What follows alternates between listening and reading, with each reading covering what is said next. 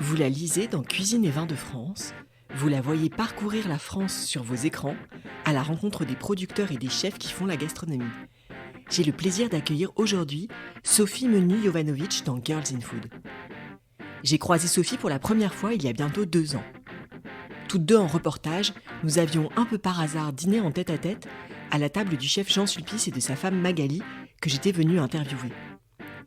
Sophie m'avait impressionnée par son expertise sur les mets et les vins et par son aisance. Un vrai poisson dans l'eau.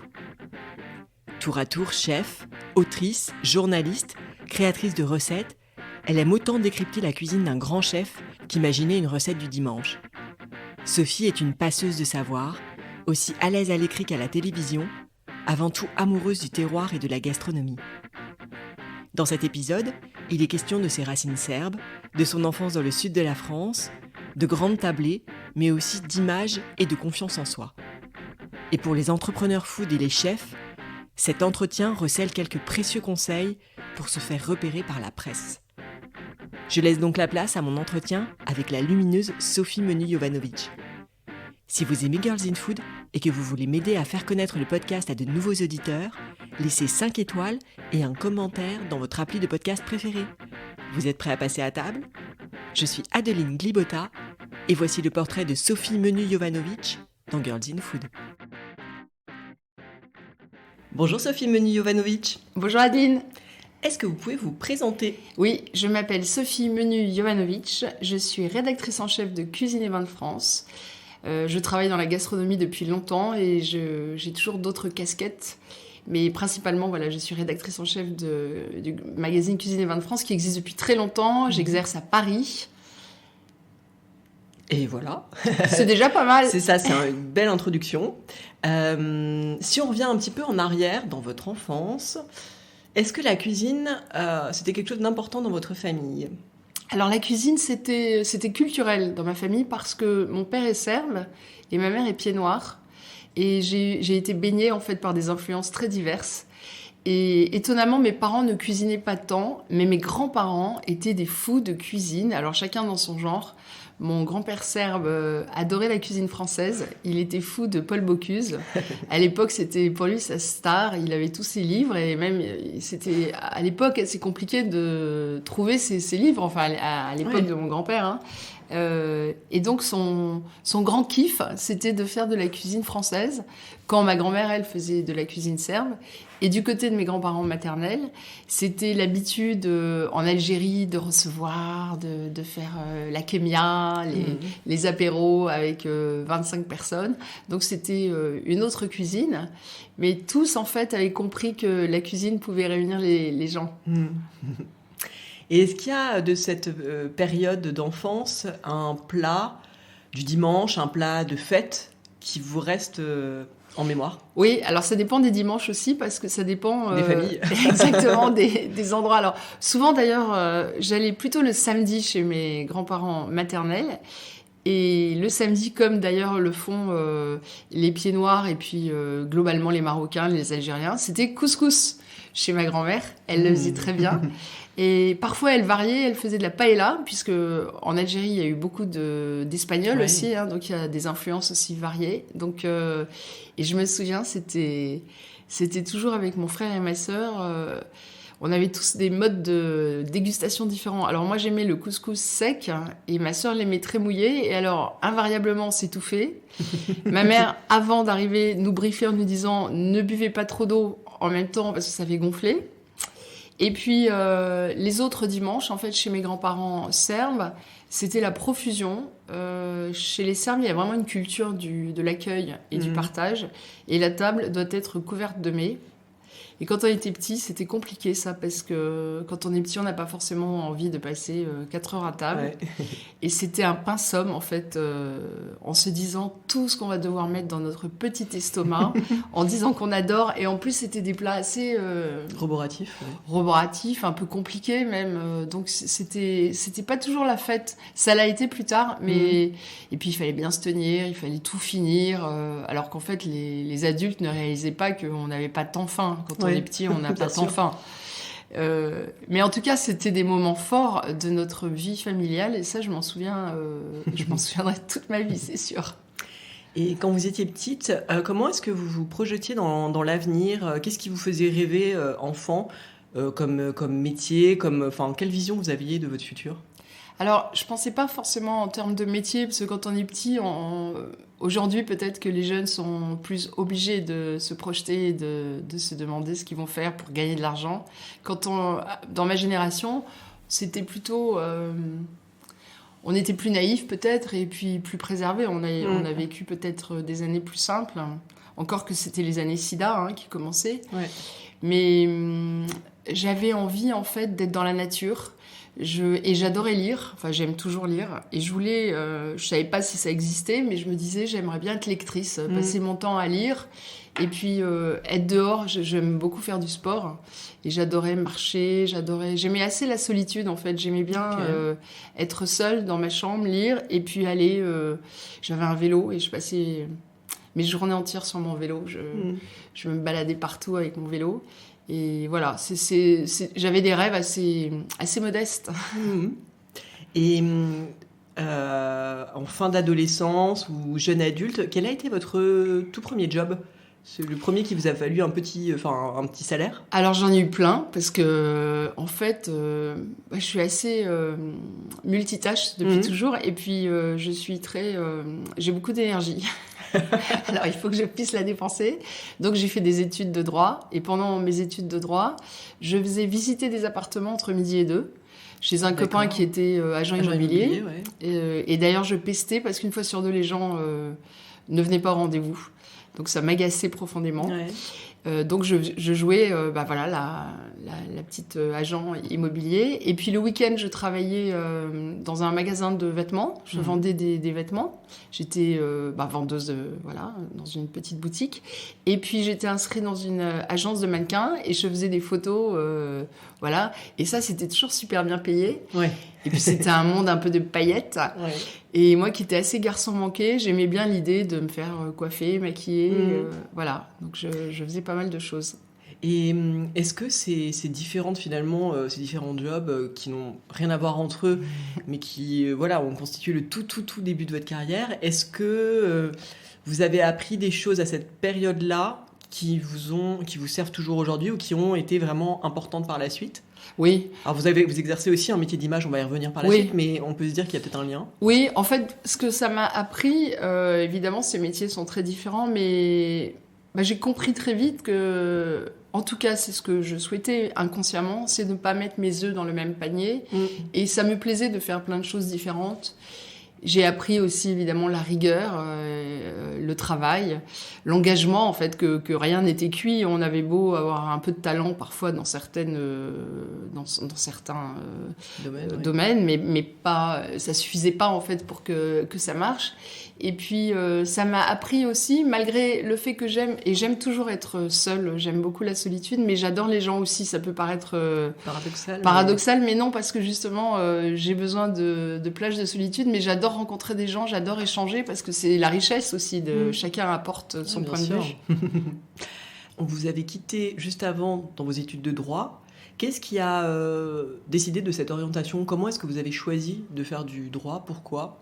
Alors en fait, mon père voulait que je sois médecin, et comme j'étais plutôt obéissante encore à l'époque, je me suis dit j'avais pas tant d'idées, donc je me suis inscrite en fac de médecine, et en fait je me souviens, le premier mois j'allais en cours, je comprenais quasiment rien en fait. C'est comme si j'étais dans un cours de chinois. Et je me suis dit, j'ai beau vouloir faire plaisir à mon papa, mais ça va pas marcher comme ça. Et en fait, mon rêve depuis toujours, c'était, je voulais faire du théâtre. Et j'ai écrit une lettre au conservatoire de théâtre, mais les engagements, en fait, les entrées étaient déjà terminées. Mais ma lettre a été tellement motivée qu'ils ont fait une exception. Et ils m'ont dit, on va vous prendre parce que dans votre lettre, on sent tellement de passion et d'engagement qu'on veut bien faire l'essai avec vous. Donc j'étais super fière quand même d'avoir été acceptée hors délai. Bien sûr. Et comme quoi le culot aussi. Oui, moi je crois beaucoup au culot. Toute ma vie, j'ai eu du culot et je pense que c'est important. Et du coup, j'ai fait une année fantastique. J'ai adoré cette année de théâtre. voilà, où on apprend aussi à s'exprimer, on apprend des textes. Au conservatoire, c'est beaucoup de textes classiques, donc c'est intéressant. C'est de la culture aussi, et puis les échanges avec les autres, et puis se dépasser, être différent, jouer des rôles différents, ça m'a tout de suite plu. Mais la vie m'a rattrapée, et mes parents m'ont dit tu es gentille, Sophie, mais il faut que tu fasses des vraies études. Le théâtre n'est pas... Bon, voilà, je saurais pas expliquer pourquoi, mais en tout cas, je les ai écoutés et je me suis dit, bon, c'est vrai, peut-être qu'on peut pas faire un métier du théâtre. Et je me suis inscrite en droit un peu par hasard. Mais j'ai tout de suite aimé le droit parce que le droit, c'est l'histoire aussi. Moi, j'aime beaucoup l'histoire. Et donc, j'ai appris plein de choses. Et puis, bon, ce que je dis toujours à mes enfants, la fac, c'était des années merveilleuses parce que on n'a pas tant de responsabilités et on engrange un savoir. Tous les jours, on apprend des choses. Il y a cette ambiance quand même d'étudiants qui se voient, qui se reçoivent. Moi, j'avais la chance d'habiter dans un petit studio et j'étais très renommée pour mes dîners déjà. Ah, c'est vrai ? Ah oui. Je faisais des dîners de dingue parce que j'allais au marché. J'ai jamais été dans la junk food. C'est rare parce que souvent même des gourmets ont eu cette étape-là souvent pendant les études un peu down ou en tout cas... Moi, pas du tout. Mais jamais de ma vie j'ai été dans la junk food. C'est vraiment un truc j'ai l'impression de me faire du mal si je mange un Big Mac. Enfin, je sais même pas depuis quand. C'est pas du snobisme du tout, hein, mais j'ai toujours eu la conscience qu'il fallait faire attention à son corps quand on n'en avait qu'un et qu'il fallait bien le nourrir. Pas en termes de calories, j'ai jamais compté les calories, mais plutôt quand j'étais fatiguée, je savais que manger un peu de viande, ça allait me faire du bien, que manger des sucres lents, quand je faisais beaucoup de sport, ça m'aiderait aussi. Et donc j'allais au marché, je me souviens, j'avais pas beaucoup de sous, donc je faisais des soupes hyper roboratives, où je mettais des céréales, des pâtes, un peu façon soupe au pistou.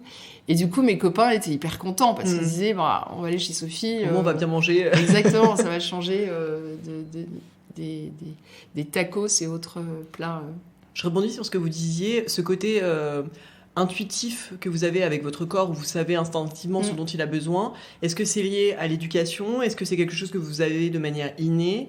C'est un peu les deux. Je pense que j'ai vécu sur la Côte d'Azur, puisque je suis née en Algérie après l'indépendance. Mes parents ont espéré rester.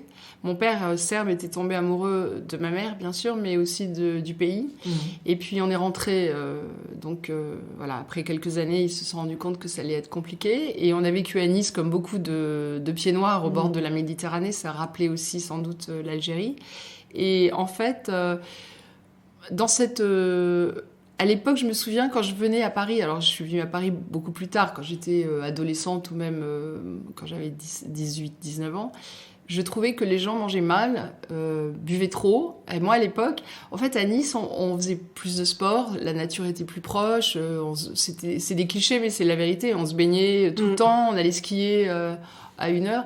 Et il y a beaucoup, beaucoup de légumes à Nice. C'est une culture gastronomique tournée autour du légume, autour des céréales, avec les influences de l'Italie proche. Oui, bien sûr. Assez peu de viande, des viandes, un peu de cochon, de l'agneau. Et du coup, c'était une cuisine très équilibrée. Donc, j'avais toujours eu Et puis, chez moi, voilà, mes parents étaient très sportifs, donc ils mangeaient aussi sainement. Donc, naturellement, en fait, j'avais trouvé ce qui marchait avec moi et mon corps. Donc, vous faites vos études de droit. Oui. Qu'est-ce qui se passe ensuite ? Alors, si vous voulez parler cuisine, le déclic a été beaucoup plus tôt. Quand j'étais petite, comme je vous le disais, je mangeais quasiment rien, surtout chez mes grands-parents. Et puis, de façon générale, je trouvais qu'on perdait du temps à rester à table et j'avais tellement d'autres choses à faire. C'est drôle ça, quand on connaît votre parcours ensuite. Mais vraiment, et c'était finir un bouquin, aller courir, m'amuser avec mon frère. Pour moi, c'était un vrai pinsomme d'être à table. Et je me souviens d'ailleurs, quand on allait quelque part avec mes parents, pour déjeuner, que ce soit chez mes grands-parents ou chez des amis ou même au restaurant, ils me disaient toujours, Sophie, tu nous promets, ne prends pas de livre pour te concentrer sur la table. On ne veut pas, tu n'as pas le droit de lire à table. Et en fait, j'avais même une petite lampe de poche, toujours dans mon sac, que je cachais pour pouvoir lire partout, dans mon lit, sous la table. Et puis, je ne saurais pas dire comment, mais presque d'un jour à l'autre, J'ai découvert le produit. J'ai dû accompagner, je pense, ma mère au marché. Et puis à Nice, en plus, les marchés sont assez flamboyants. Dans le sud, il y a quand même beaucoup de couleurs, toujours. Et c'est le produit qui m'a fait rentrer dans la cuisine. Et en regardant sur les étals tous ces produits et en comprenant ce qui pouvait être fait avec ça, et parce que avec mes grands-parents, j'avais cette habitude de cuisine quand même élaborée, je me suis dit, c'est une sorte de magie, en fait. Et comme moi, je suis très manuelle, j'ai toujours aimé jardiner, toucher. J'étais aussi dans une école de travaux manuels à la Villa Thiol à Nice, qui est une école d'art, pendant le mercredi et le soir. Ouais. Et je me suis dit, tiens, moi aussi, je devrais arriver à faire quelque chose d'autre avec ces produits. Et du coup, j'ai demandé à ma mère, parce que j'étais petite, je devais avoir 10 ans, de faire les courses. Je lui faisais une liste, et tous les dimanches soirs, je faisais la cuisine. J'étais en charge de la cuisine. Alors, c'était pas toujours réussi, hein. C'était même parfois très raté, parce qu'à l'époque, il n'y avait pas beaucoup de livres comme maintenant. Et donc, c'était là aussi intuitif. Mais bon, l'intuition, surtout en pâtisserie, il faut déjà avoir beaucoup de base. Mais c'était sympa, parce qu'en fait, c'était des moments où ça faisait rire tout le monde, je pense. Ça faisait rire mes parents, ça faisait rire, ou moins peut-être mes frères et sœurs, mais voilà, ça mettait une ambiance différente le dimanche soir, et c'était drôle. Donc en fait, pour répondre à votre question, j'ai aimé la cuisine depuis longtemps, et quand j'étais étudiante, mon premier petit ami avait un ami qui travaillait au Grand Hôtel du Cap Ferrat, un hôtel mythique. Avec un chef à l'époque qui s'appelait Guillon, et qui était aussi un chef. C'était aussi la période où les chefs restaient longtemps en place, où il n'y avait pas ce mercato. Ce mercato, ce turnover. Donc il était là depuis 25 ans, et il a demandé à ce chef si je pouvais venir faire un stage. Et donc je suis arrivée là-bas, toute naïve, avec mes 19 ans ou mes 18 ans. Et puis là, je me suis bien fait bisuter, parce qu'il y avait que des garçons. Ouais. Et puis ils se sont dit, c'est qui cette petite bourgeoise qui veut apprendre à faire la cuisine? Et directement, ils m'ont dit, bon, tu vas battre ce cul de poule, là, il y a des blancs, tu vas les battre. Alors moi, je lui disais, mais vous n'avez pas de batteur? Et puis j'ai dû tourner, je sais pas, 25 ou 30 blancs, ça m'a pris 20 minutes. Mais en fait, assez vite, malgré tout, ils ont compris que j'étais vraiment là par passion, et que c'était pas là juste comme ça. Et je suis restée une semaine fabuleuse, et j'avais un petit cahier, je prenais des notes. Et j'ai appris en une semaine, mais des choses incroyables quand on vient de rien. Toutes les techniques, les façons aussi d'anticiper, parce qu'en fait, un plat en cuisine, ça s'anticipe. Il y a une mise en place importante, parce qu'il y a du monde, évidemment, mais ça m'a marqué de façon pérenne. Jusqu'à maintenant encore, j'ai des souvenirs de ce stage où en fait j'ai appris à ranger, j'ai appris à découper, j'ai appris à ne pas jeter, j'ai appris à transformer. Et puis en fait, ils m'ont accepté assez bien en fait.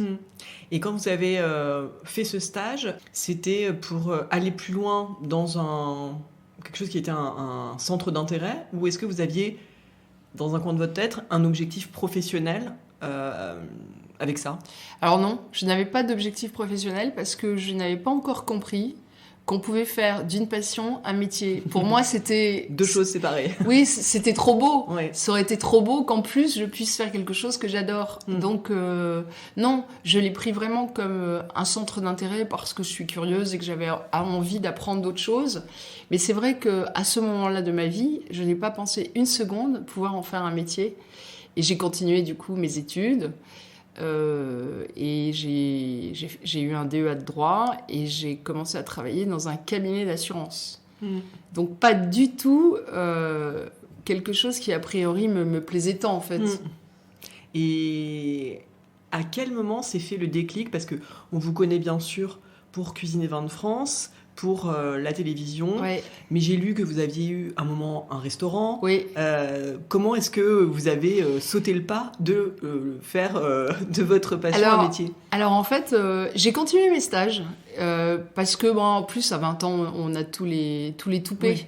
Oui. Donc Enfin, pas tout le monde, ça c'est intéressant aussi de votre expérience, de se dire que l'audace paye. Ouais, vraiment. Moi j'ai une très forte volonté et du coup cette volonté annule parfois ma timidité, parce que quand j'étais jeune j'étais très timide, mais j'avais tellement envie des choses que je me disais si on te les donne pas, va les prendre. Et en toute bonne éducation, hein. Oui, bien sûr. Et du coup j'ai continué parce que j'avais tellement aimé ces stages, et j'ai trouvé un autre copain restaurateur qui avait lui-même des amis restaurateurs qui m'ont dit allez viens. Donc là j'ai appris à faire des raviolis à la niçoise. Et puis entre-temps mon frère qui avait grandi aussi faisait un stage lui en Belgique, et il avait un copain qui avait un restaurant qui avait 1 étoile.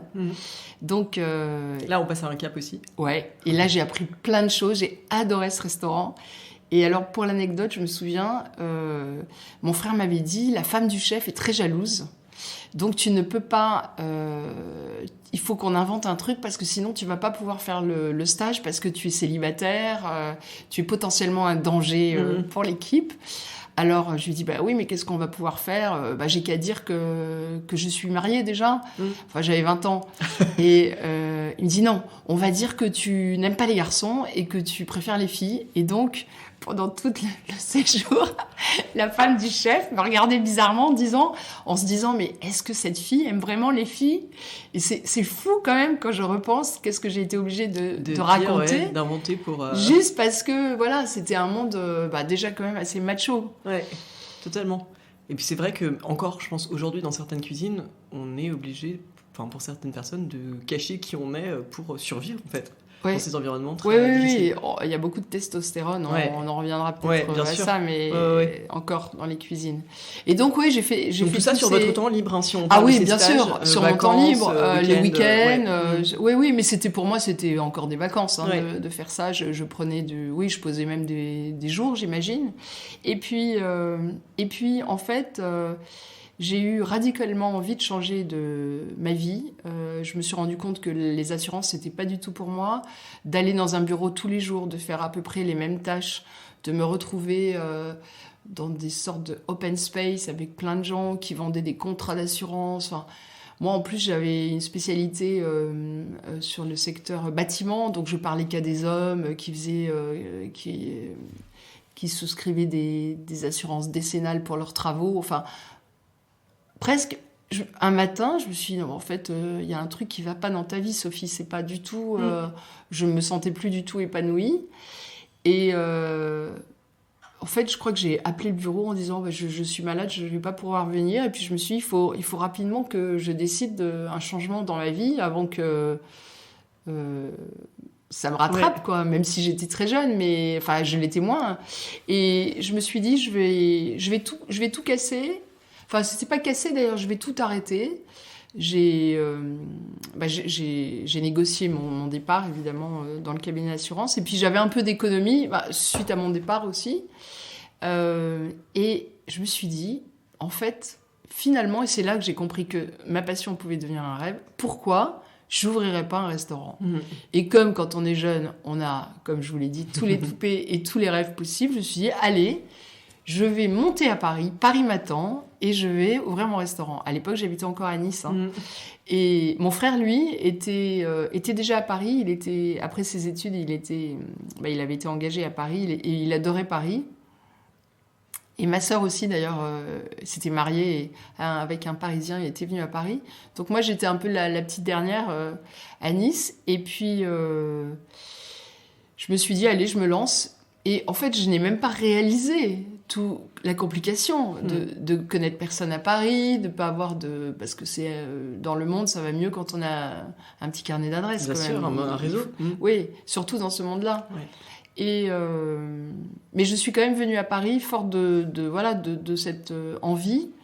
Et j'ai ouvert mon restaurant. Alors, je vous passe les détails. J'ai rencontré le père de mes enfants qui était restaurateur. Okay. Donc, c'est vrai qu'il m'a donné quand même des conseils. Et puis, j'ai acheté un tout petit restaurant dans le 17e. Et je me suis intitulée chef, autodidacte total. Et j'étais dans les cuisines avant le service, en salle pendant le service, et puis je retournais dans les cuisines. Parce que vous étiez toute seule? Non, j'avais quelqu'un en cuisine qui m'aidait, j'avais un serveur. Et donc moi j'étais... Vous faisiez un peu tout. Voilà, je faisais les mises en place avec la carte, évidemment, c'était moi qui la faisais. Et ce restaurant s'appelait Les Cigales, c'était un restaurant, un clin d'œil à mes origines méditerranéennes. Comment vous l'avez vécu, cette période-là? Finalement, c'est un espèce de rêve qui se réalise, mais je suppose que ça a été quand même très dur. Parce que la restauration, c'est quand même, dans tous les cas, même quand ça marche, c'est dur. Oui, ça a été très dur, parce qu'en fait, les gens d'ailleurs qui regardent des émissions comme Top Chef pensent qu'ils vont tous demain devenir des stars et puis que ça va être facile. Mais en fait, réellement, la restauration, c'est se lever tôt, se coucher tard, porter des rondeaux qui pèsent lourd, travailler dans les cuisines. Enfin, moi, j'avais pas de clim. L'été, il faisait 52 degrés. C'était... en plus, moi, mon resto était petit, donc je faisais le ménage, je remplissais les moutardiers, les salières, et puis c'était non-stop, en fait, parce que pour un service, c'est passer ses commandes, éventuellement aller à Rungis, essayer de sourcer des bons produits, faire la mise en place, le moment de l'envoi, et puis pof, les clients s'en vont, la salle est toute décoiffée, il faut refaire sa mise en pli. Et c'était dur, et puis c'était surtout, ça demandait aussi une régularité extrême. Moi qui aime faire plein de choses, là j'étais presque obligée, enfin j'étais pas presque, j'étais obligée d'être là tous les jours, parce que c'était un restaurant, ça tient aussi à la personne qui est... sûr. Surtout un petit restaurant, je n'avais pas une grande brigade. Mais malgré tout, je l'ai vécu extrêmement bien cette période, parce que il y avait très peu de femmes à l'époque. Et je me souviens, j'avais eu un super papier de Maurice Baudouin, le King à l'époque, et il avait écrit un papier qui s'appelait De Bocuse à Sophie. Alors autant vous dire que ça m'a rempli mon restaurant pendant des années. Mais c'était une période sympa, d'abord parce que j'étais trentenaire et que c'est un âge qui est agréable à vivre. Et puis, avec le recul, tout était en effervescence. C'était une période où vraiment tout était... les femmes arrivaient, on était en train... on appelait encore la cuisine la world food, la cuisine du monde. Maintenant, ce terme est totalement périmé. Et c'était une période où, en fait... Ducasse était sur le point d'arriver aussi à Paris et de révolutionner un peu la cuisine avec ses missions de consultant.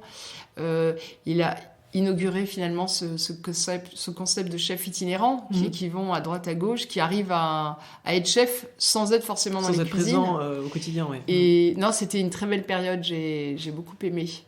Et aujourd'hui, vous êtes journaliste, entre autres. Est-ce que vous pensez que ce que vous avez acquis comme compétences, comme connaissances intimes en fait de la restauration en l'exerçant vous-même, ça apporte quelque chose de plus à votre travail? Oui, bien sûr, parce qu'en fait, je comprends... quand je parle avec un chef, quand il me parle de ses problématiques en ce moment, le recrutement, les horaires de travail... les prix qui augmentent et tout, je l'ai vécu autrement, mais enfin, j'ai pas non plus 90 ans, donc tout ça, je l'ai vécu. Et puis, en fait, écrire, c'est aussi de la rigueur. Et en cuisine, il faut être rigoureux. Et ça m'a fait une formation accélérée parce que j'ai rencontré plein de chefs en plus à cette période, mais aussi des goûteurs, pas seulement ceux qui font la cuisine, ceux qui la dégustent aussi. Et du coup, j'étais... comme on dit, j'étais dans le game, exactement là où il fallait, au bon moment. Donc, j'avais une vision à 360 degrés de ce qu'était la cuisine. Et ça, c'est... D'être au bon moment, au bon endroit, c'est toujours assez exaltant. Combien de temps a duré cette aventure du restaurant? Alors, assez peu de temps, finalement, parce que j'ai 4 enfants. Et que je suis rapidement tombée enceinte de mon premier enfant et j'ai dû rester couchée et donc c'était compliqué. Donc le restaurant, je l'ai eu pendant 4 ans. Et quand même. Oui. Mais je me suis vite rendu compte que c'était compliqué de d'abord rester couchée presque 5 mois et puis quand mon fils est né, en fait, de façon animale, je n'avais pas du tout envie de le laisser à quelqu'un d'autre. J'étais assez merlouve. Et rapidement après, j'ai eu un deuxième enfant, puis, enfin bref, 4 enfants. Donc c'est une période où en fait, je me suis mis un peu entre parenthèses. Et j'ai cessé de travailler pour m'occuper de mes enfants. Alors j'ai fait beaucoup de gâteaux d'ailleurs avec eux. Hein. J'ai remarqué que j'ai peaufiné des plats. Ils ont été bien biberonnés. Oui, tout à fait. Mais bon, vite, je me suis rendu compte que cette vie au foyer était merveilleuse, mais qu'elle ne m'épanouissait pas à 100%. En plus, moi, j'aime bien me projeter. Je savais que dès que les enfants iraient à l'école, c'est ce qui va vite, puisqu'ils vont à l'école à 3 ans, que voilà, je ne pouvais pas rester à la maison à les attendre et faire des gâteaux yaourt. Donc, je me suis dit, il faut que je travaille autrement, mais c'est certain, rester dans ce monde de la gastronomie qui me plaît tant. En plus, le père de mes enfants était restaurateur, donc j'avais toujours un pied cette oreille à droite ou à gauche qui, voilà, et je sortais beaucoup avec lui. À l'époque, on essayait de faire aussi d'autres choses dans les restaurants, d'initier d'autres soirées. Donc c'est vrai que ce monde-là, j'y étais quand même encore un peu. Par quel bout vous avez pris les choses pour finalement rentrer dans le secteur de la presse? Parce qu'on peut se dire... moi, je suis passée par là il n'y a pas très longtemps, donc je vois que ça... Il faudrait que vous m'expliquiez comment vous avez fait. Mais ça veut dire qu'à la fois, c'est possible, et surtout, ensuite, de monter très haut. Alors moi, je dis que tout est possible. C'est tout à affaire de volonté, en fait. Et il faut... Je dis toujours ça à mes enfants quand ils doutent. Il faut que tu crois en toi, sinon personne ne croira en toi. Il faut que tu aies cette assurance... Et puis jette-toi à l'eau, parce que de toute façon, si tu n'essaies pas, ça risquera pas de marcher. Et là encore, en fait, j'ai aucune prétention en plus. Ce qui est fou, parce que je suis beaucoup dans le doute. Je suis quelqu'un qui doute beaucoup, mais quand j'ai cette volonté, comme je vous l'expliquais, et cette passion, j'ai envie d'emporter les gens dans le même bateau que moi. Donc en fait... La vie est une suite de hasards quand même aussi, je trouve, de rencontres en tout cas. Et par hasard, dans un dîner de parents d'élèves, je rencontre un photographe qui était photographe art de vivre, donc pas du tout culinaire. C'était en plus à l'époque, là aussi, ça date il n'y a pas très longtemps, mais quand même il y a 20 ans déjà, la cuisine était moins à la mode. Oui. Et il me dit, oui, je suis photographe art de vivre. Et je lui dis, tu sais quoi ? J'ai une amie qui connaît un rédacteur en chef. On devrait aller le voir tous les deux. Et on va lui proposer de faire des sujets pour son magazine. Moi, je pensais que c'était comme ça que ça marchait. Et il me dit, mais tu sais, j'ai jamais fait de photo culinaire. Et je lui dis, écoute, moi non plus, j'ai jamais fait de stylisme. Mais je sais cuisiner, je sais bien présenter un plat. Ça doit pas être très sorcier. Donc, on est allé voir ce rédacteur en chef, tous les deux, avec moi rien, juste mon enthousiasme. Pas de book ou de... Voilà, on pourrait dire. Et Thomas, le photographe, avec un book, puisque lui, il avait même fait des livres. Et le rédacteur en chef nous a dû aimer notre duo et puis notre enthousiasme. Et il m'a dit, mais qu'est-ce que vous pouvez me proposer ? Alors je lui ai dit, moi, finalement, je parle aux filles qui sont comme moi. Je suis the girl next door, à celles qui ont peur de ne pas savoir faire une mayonnaise, de ne pas savoir faire un dîner pour 6 ou de ne pas savoir faire un dîner pour leur amoureux. Moi, je peux être un peu didactique et on peut faire des rubriques comme ça où à chaque numéro, il y aura un thème, espèce de mission. Et il nous a dit banco. Et en fait, c'était génial parce qu'il nous a laissé tout à fait libre. Alors, je lui proposais évidemment des thèmes, mais très vite, en fait, on s'est mis dans le truc. Et puis, j'ai travaillé avec d'autres photographes. Il m'a confié d'autres rubriques dans le magazine. Entre-temps, j'étais aussi allée voir, que je ne connaissais évidemment pas, le rédac-chef d'un magazine qui s'appelle Men's Self, qui était un magazine de garçons, du genre comment être musclé. C'est ça, je me souviens des couvertures, ouais. Et je me suis dit, mais en fait, ces garçons qui veulent être musclés, il faut quand même bien qu'ils mangent. Donc, j'étais allée voir le gars en lui disant, et si je faisais une rubrique, là aussi, avec un espèce de mission, par exemple, j'invite ma copine à dîner, j'invite mes copains à regarder un match de foot, comment je prépare le dîner, mais c'était même comment j'organise, comment je fais mes courses, comment je nettoie l'appartement après, espèce de kit de survie. Pour garçons modernes. Voilà. Et donc, là aussi, ça a marché. Et puis, voilà, donc j'ai commencé comme ça à mettre un pied dans la presse. Et puis après, toujours, je suis allée démarcher d'autres gens. J'ai écrit pour Votre Beauté, la page food d'un magazine qui était mythique à l'époque. qui a malheureusement disparu. Ouais, je me souviens très bien de ce magazine. Notre maman, nos mamans le lisaient. Et il y avait c'est la Bible. Oui, c'était, je pense.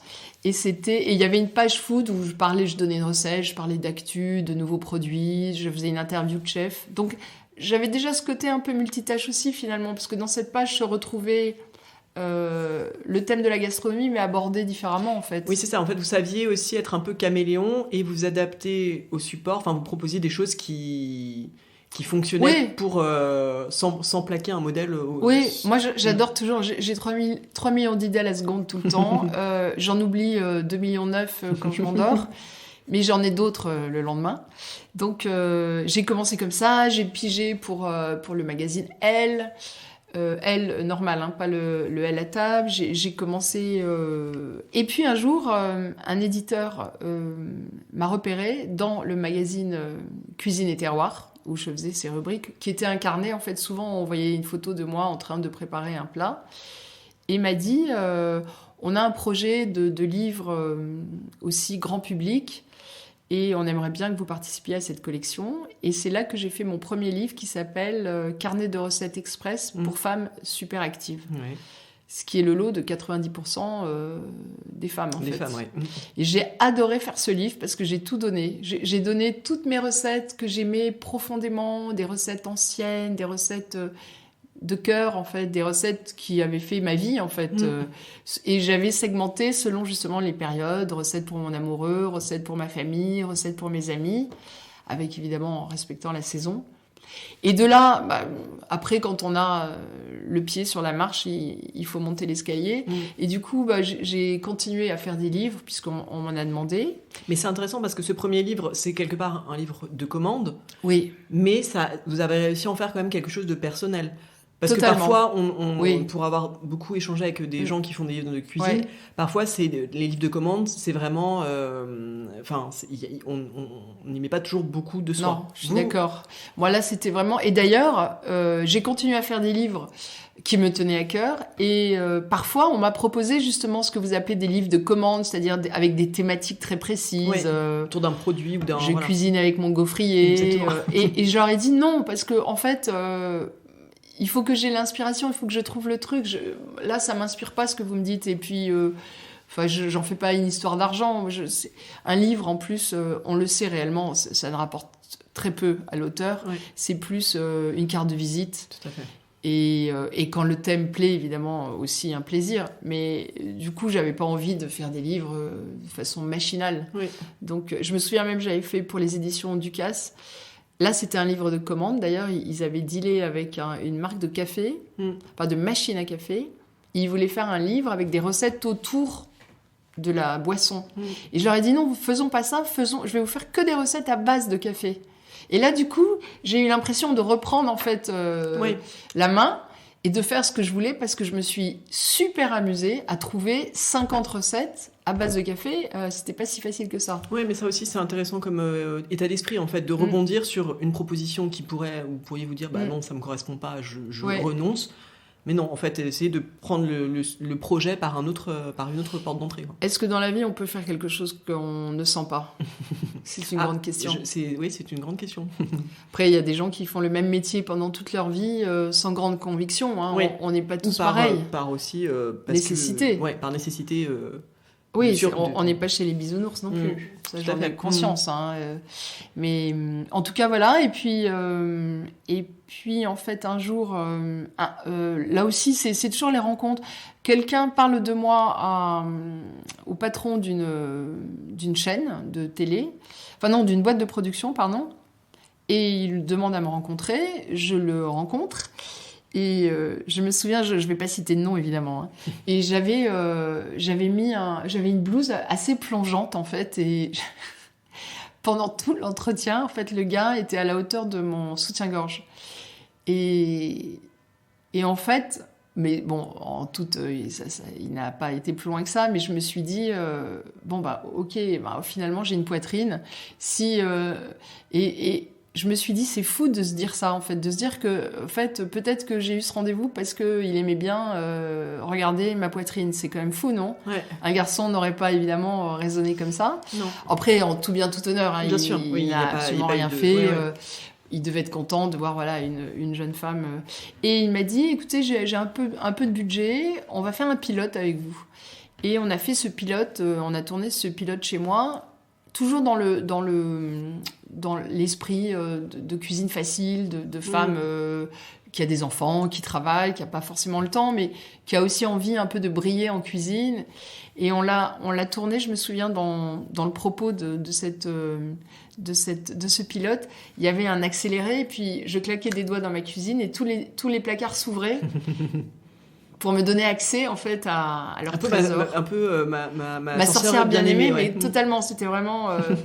Et puis et donc le pilote, c'était super sympa. C'était la première fois que j'étais devant une caméra et j'ai adoré l'exercice. J'ai retrouvé aussi mes gimmicks d'anciennes élèves du conservatoire. Oui, c'est ça. C'était un petit peu un retour aux sources. Oui, parce que je me suis rendu compte que je comprends les acteurs en fait. C'était un vrai plaisir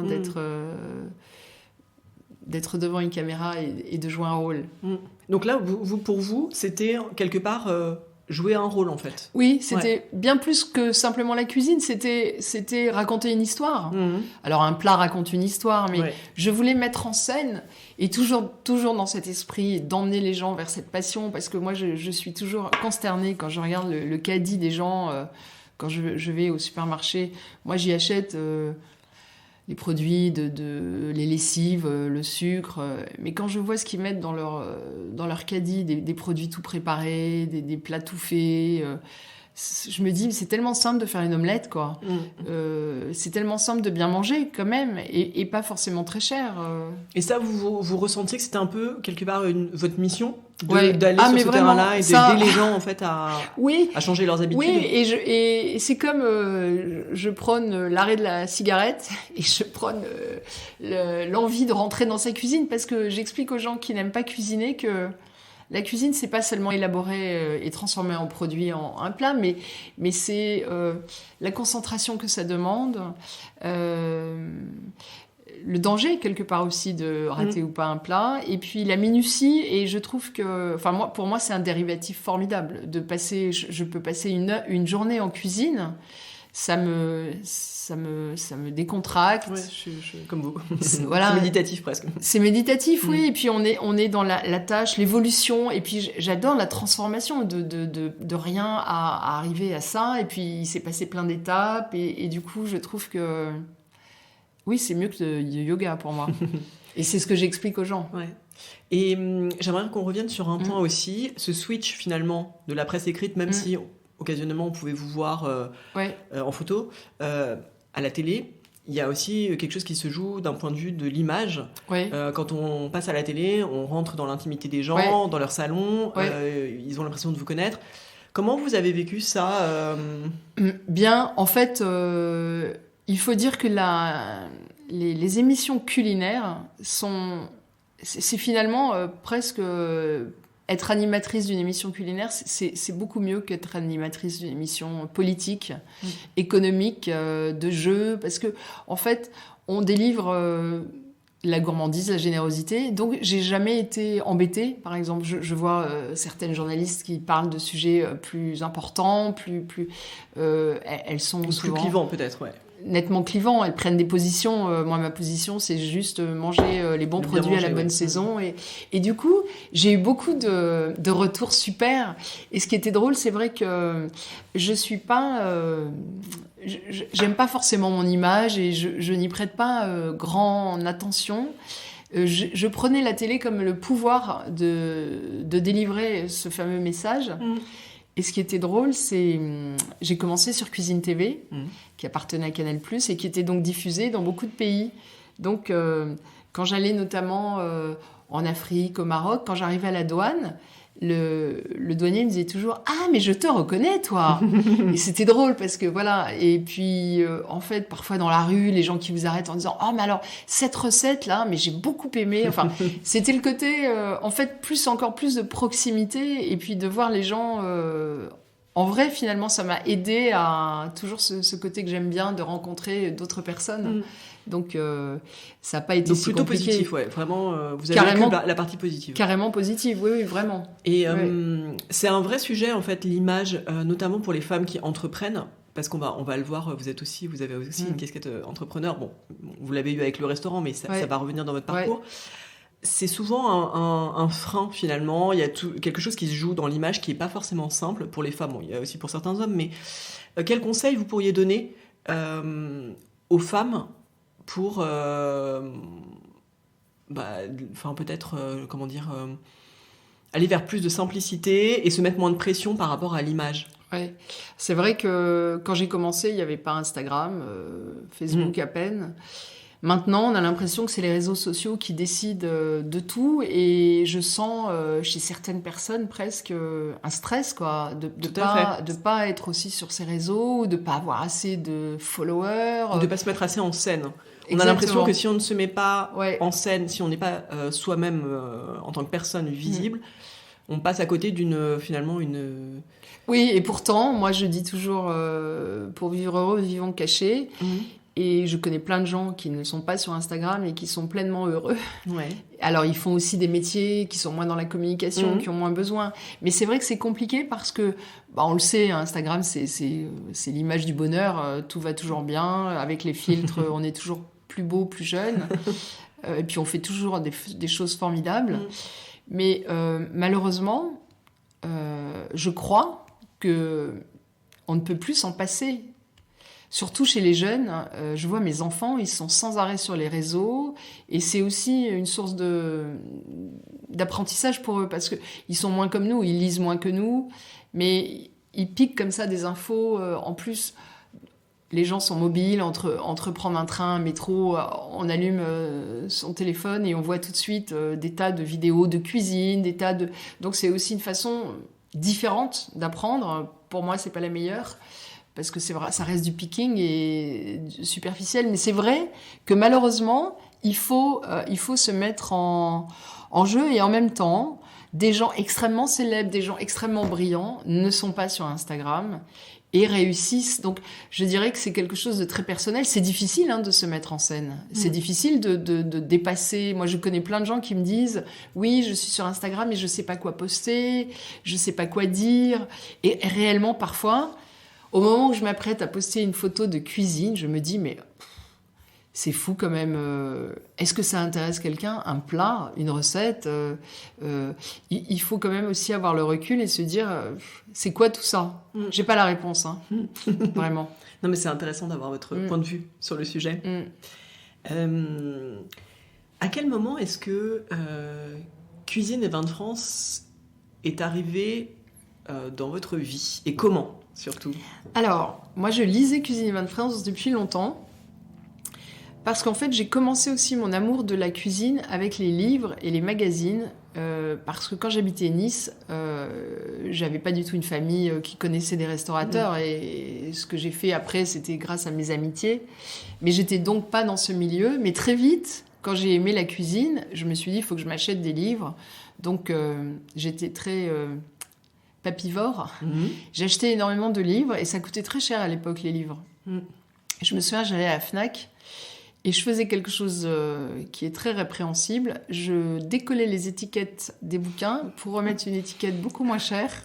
La vérité éclate aujourd'hui. Exactement. La police peut venir me chercher, et en fait, c'était hyper cher d'acheter un livre. Je me souviens d'avoir acheté La nature dans l'assiette de Georges Blanc, qui devait coûter, je sais pas...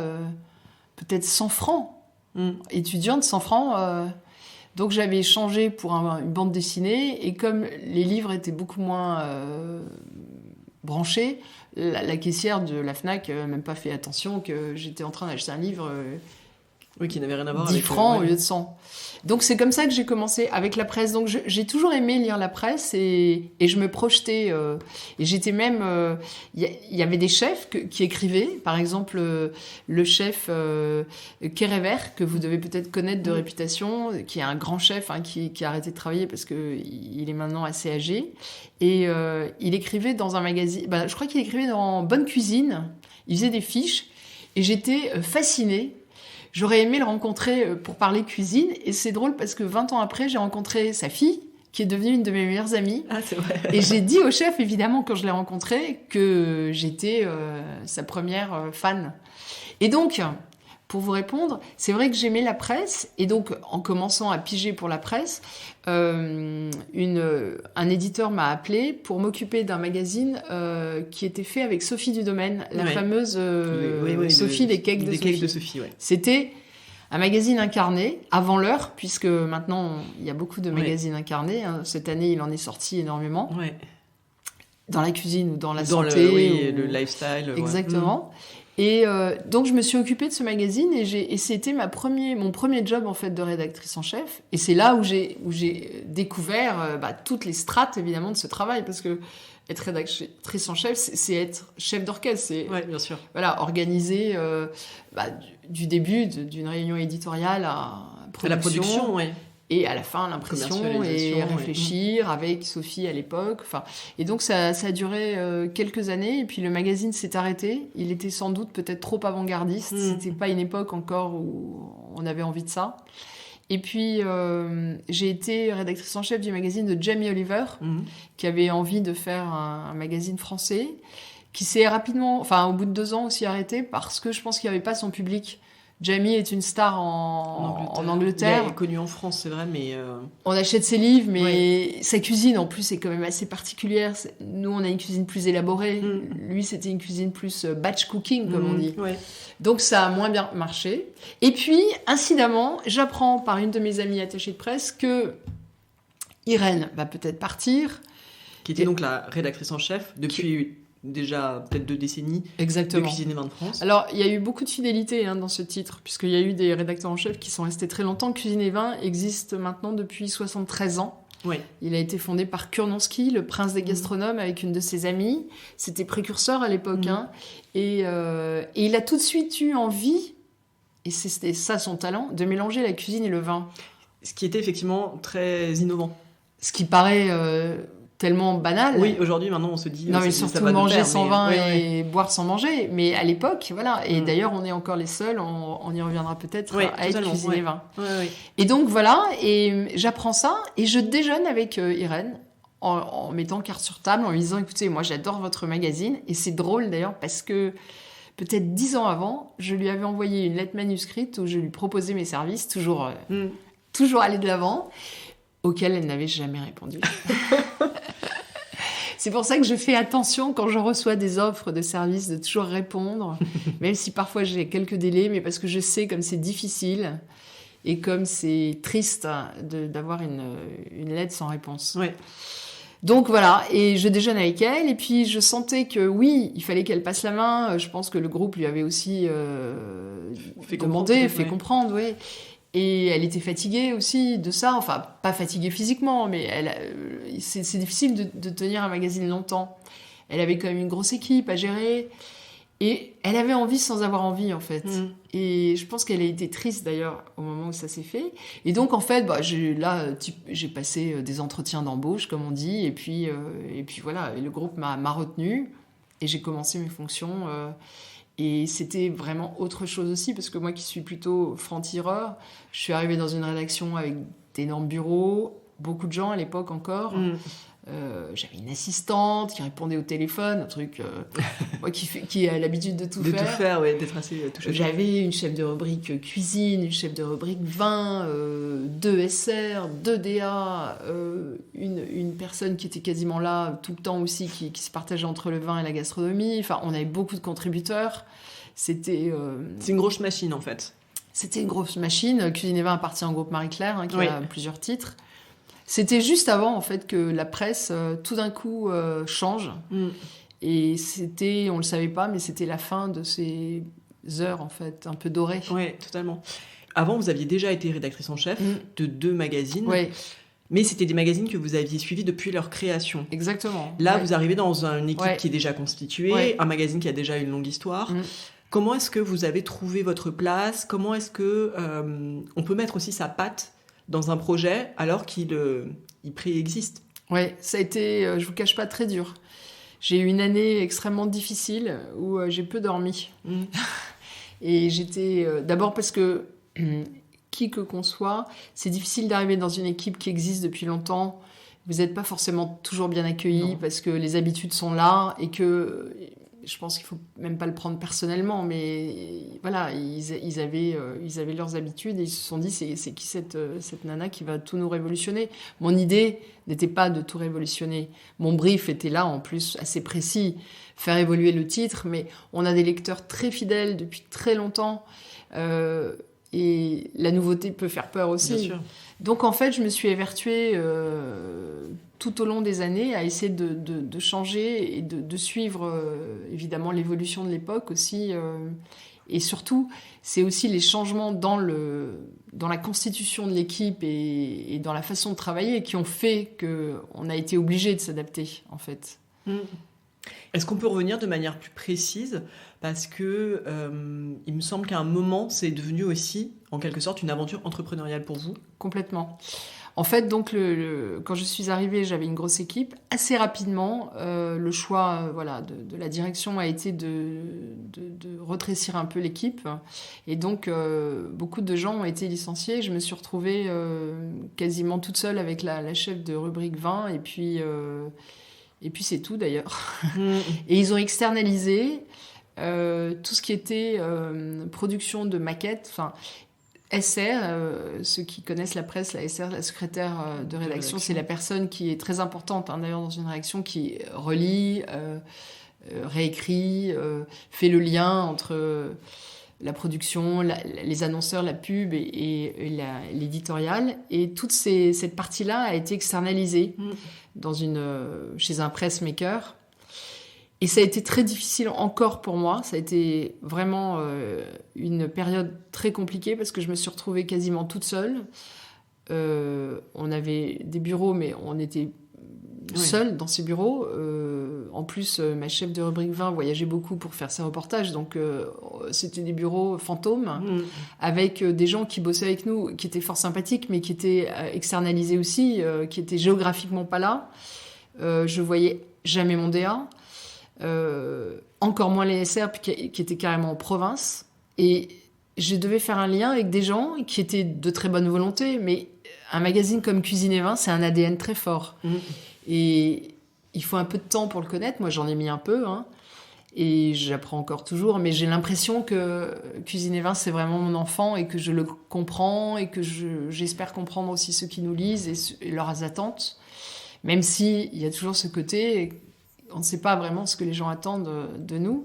Mais donc ça a été très compliqué. Je suis allée voir la direction du groupe Marie-Claire au bout d'un moment. Enfin, ça a quand même duré 2 ans ou 3. Et j'ai dit à un autre comptable, le propriétaire du groupe, que je ne pouvais plus travailler comme ça. Et comme vous l'avez, je pense, compris, moi j'aime aussi un peu la mise en danger et j'aime l'entrepreneuriat.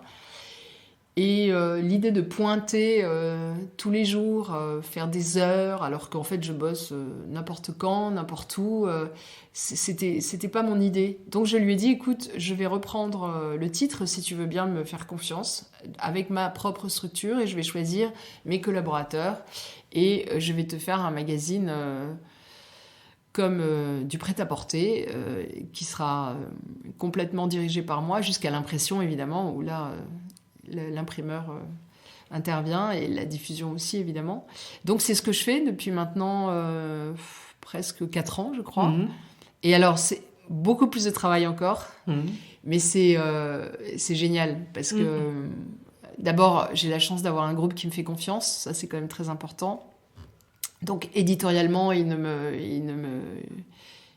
me gênent en rien. Enfin, ils sont tout à fait suiveurs. Vous avez les mains libres quand même. J'ai les mains libres pour décider. Après, évidemment, c'est collégial, on en parle ensemble. Mais éditorialement, je fais des sommaires que je soumets, mais je trouve les idées. Enfin, je pense que de toute façon, dans la vie, il faut faire confiance et savoir déléguer, c'est une force aussi. Les gens qui ont réussi dans ce métier, comme Alain Ducasse, par exemple, que je citais tout à l'heure, et quelqu'un qui a ce talent de savoir déléguer. Monsieur Hermé aussi sait déléguer. On peut pas tout faire dans la vie. Non, bien sûr. Donc, voilà. Justement, vous parliez de sommaire. J'aimerais bien, pour les gens qui ne connaissent pas forcément la presse, savoir comment vous montez un numéro du magazine. Alors, c'est vrai qu'un magazine, quand on l'a en kiosque, il fait à peu près 100-120 pages, et puis on le feuillette en 1 heure. Mais on n'imagine pas qu'il a fallu quasiment 2 mois pour le faire. Parce que déjà, il y a ce fameux air du temps qui décide la première étape quand on fait un magazine, c'est évidemment de décider qu'est-ce qu'on va mettre dedans. On a ce qu'on appelle un chemin de fer. Les gens qui sont lecteurs assidus de presse l'ont intégré dans leur tête sans le savoir. Oui, ils connaissent les rubriques. Ils savent qu'au début, on va parler d'actu, qu'à la fin, quel que soit le magazine. Donc, il y a ce fameux chemin de fer. Et moi, ma mission, c'est d'essayer de trouver des rubriques dans ce chemin de fer qui soient en adéquation avec l'air du temps, la saison, l'actualité, donc qui rejoint l'air du temps, les envies, les rencontres que l'on fait, parce qu'on en fait énormément. Bien sûr. Parce que moi, je voyage beaucoup, je rencontre beaucoup de gens. On a énormément d'informations qui nous arrivent par les attachés de presse de toutes ces qui travaillent soit dans le vin, soit dans les produits, soit avec les chefs. Donc, l'idée, c'est c'est un peu comme je mets tout ça dans ma marmite, je mélange et puis ressortent des idées. Alors, c'est pour ça que j'aime bien aussi être seule et au calme, parce que c'est difficile d'être tout le temps dans l'action. Il faut aussi à un moment se poser et réfléchir. Et donc, je fais ce qu'on appelle des sommaires sur quasiment une année, même si ces sommaires changent évidemment en fonction de ce que je vais rencontrer au gré de cette année. Et puis à partir de là, on lance en fait la production d'un magazine, c'est-à-dire que on a toute une équipe de journalistes, de photographes, de stylistes qui travaillent avec nous. Il faut savoir que Cuisine et Vin est totalement produit et que toutes les recettes sont produites. C'est-à-dire qu'on n'achète pas de recettes comme dans des stocks maintenant d'images. Donc en fait, j'écris la plupart des recettes. Je les envoie. En fait, je décide après avec mon DA, qui connaît assez bien aussi nos équipes, qui va faire quoi, puisque en fait, chaque photographe a sa patte. Il y a des photographes qui savent mieux incarner l'hiver. D'autres les couleurs. D'ailleurs, les femmes sont plus fortes, je trouve, dans les couleurs et dans le côté, on voit vraiment les pattes féminines des photographes qui travaillent avec nous. Elles sont souvent plus dans la délicatesse, plus dans le côté, on a des photographes, c'est toujours un peu poudré, c'est toujours assez raffiné en fait leurs images. Et donc, selon la saison, selon le thème, on choisit les équipes, on envoie les recettes. La stylisme me refait un retour en me disant voilà, je pense que je vais mettre tel fond, telles assiettes, ce qu'on appelle le stylisme, et elle nous fait ce qu'on appelle un mood board qu'on valide. Ensuite passe l'étape de la photographie en studio ou à l'extérieur selon les sujets. Alors quand je peux y aller, j'y vais évidemment parce que c'est toujours des moments sympas. On discute, et puis c'est d'être bien sur place, comme ça. Puis on voit le magazine en train de se faire. Exactement. Le shoot se fait, voilà, oui, mais pousse la fourchette, remonte l'assiette. Non, j'aime pas trop la composition. Et puis voilà, toute une journée ou plusieurs journées pour faire ça. En général, elles nous renvoient leur texte, le texte que je leur ai envoyé avec les modifications, s'il y en a. Je rajoute un œuf, j'enlève du sucre. Donc les recettes de Cuisine et Vin sont parfaitement réalisables, sans erreur. Elles ont été testées et approuvées. Et donc, je choisis toujours des équipes différentes pour en fait raconter plusieurs histoires dans le même magazine. Je trouve que c'est sympa d'avoir aussi Dans le magazine de Jamie Oliver, quasiment tous les sujets étaient shootés par le même photographe. Ah oui, ok. Donc ça donnait... Une uniformité, en fait. Oui, mais que je ne recherche pas forcément. Parce que la vie, elle a plusieurs couleurs, donc la cuisine aussi. Donc tous ces... Voilà, moi je fais aussi beaucoup de sujets parce que j'adore bouger. Donc je fais des reportages avec des chefs dans une rubrique qui s'appelle En coulisses. Je pars en balade dans une autre rubrique qui s'appelle Escapades gourmandes. Et donc... Mes journalistes vins partent dans les vignes, découvrir les vignerons, parler des nouvelles des appellations ou d'un thème. On a tellement de rubriques en fait différentes. On est un magazine qui foisonne, qui est très dense. Donc c'est évidemment plus de travail. Et donc une fois que tout ça est fait, chacun range ses sujets. On a un rétro-planning que ma secrétaire de rédaction fixe. On reçoit ces sujets et puis c'est le travail de la DA et de la relecture qui commence. Voilà, correction des textes, mise à niveau évidemment, du calibrage. Et puis on monte, ce qu'on appelle, on monte les pages, c'est-à-dire que on met en page voilà, et on décide des fonds, et puis c'est vraiment un travail d'équipe, d'échange, même si c'est évidemment le DA qui a la main. Mais je viens de changer. Alors je suis très contente d'ailleurs. En plus aujourd'hui, vous le dire, on n'est plus que des filles. Ah, c'est vrai ? Ouais, j'ai une nouvelle DA qui est une fille et j'ai déjà travaillé auparavant avec une DA femme et j'avais beaucoup aimé. Et après, j'ai eu 3 ou 4 DA masculins et J'ai désormais une jeune femme qui travaille avec nous et je trouve ça très plaisant parce que ma secrétaire de rédaction est aussi femme. Et du coup, je trouve qu'il y a une sorte de fluidité qui est intéressante. Oui, mais c'est vrai que la presse food, et il y a pas mal de femmes. 80% sont des femmes. Sauf dans un point précis, ce sont souvent les critiques culinaires qui sont des hommes. Beaucoup. C'est vrai. Avec quelques exceptions. C'est une bonne analyse. Les garçons sont critiques et les garçons sont aussi souvent DA, justement. Il y a très peu de secrétaires de rédaction masculins. Oui, c'est vrai. Mais c'est vrai, oui, c'est drôle, c'est à réfléchir ça. C'est les femmes qui faisaient la cuisine avant et c'est les garçons qui la jugent. J'aimerais qu'on revienne sur le côté vin de Cuisine et Vin de France, parce que on sait son importance, elle est dans le titre du magazine. Ouais. C'est très rare, encore aujourd'hui. Alors dans beaucoup de magazines de cuisine, de recettes, il y a une rubrique vin ou un focus, mais pour vous, c'est vraiment un sujet qui est partie intégrante du magazine. Enfin, ça fait partie de son ADN. Comment est-ce que vous traitez ça aujourd'hui ? Comment vous le faites évoluer ? Le monde du vin est en pleine évolution aussi, sur plein de points, la partie environnementale, la partie, le fait qu'il y ait de plus en plus de femmes.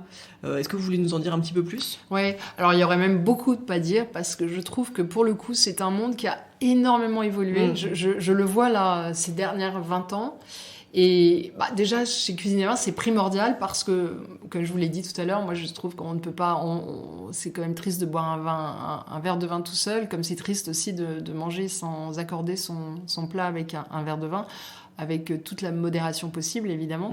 Et chez nous, c'est très important parce que le vin, moi je considère que c'est l'histoire. C'est l'histoire d'un pays. En plus, on a la chance d'être un des plus grands pays vinicoles au monde. On fait quand même des vins, sans être spécialement chauvine, fabuleux. On a des régions très diverses. Une vraie culture, effectivement, immense. Et puis, notre vignoble existe depuis des années.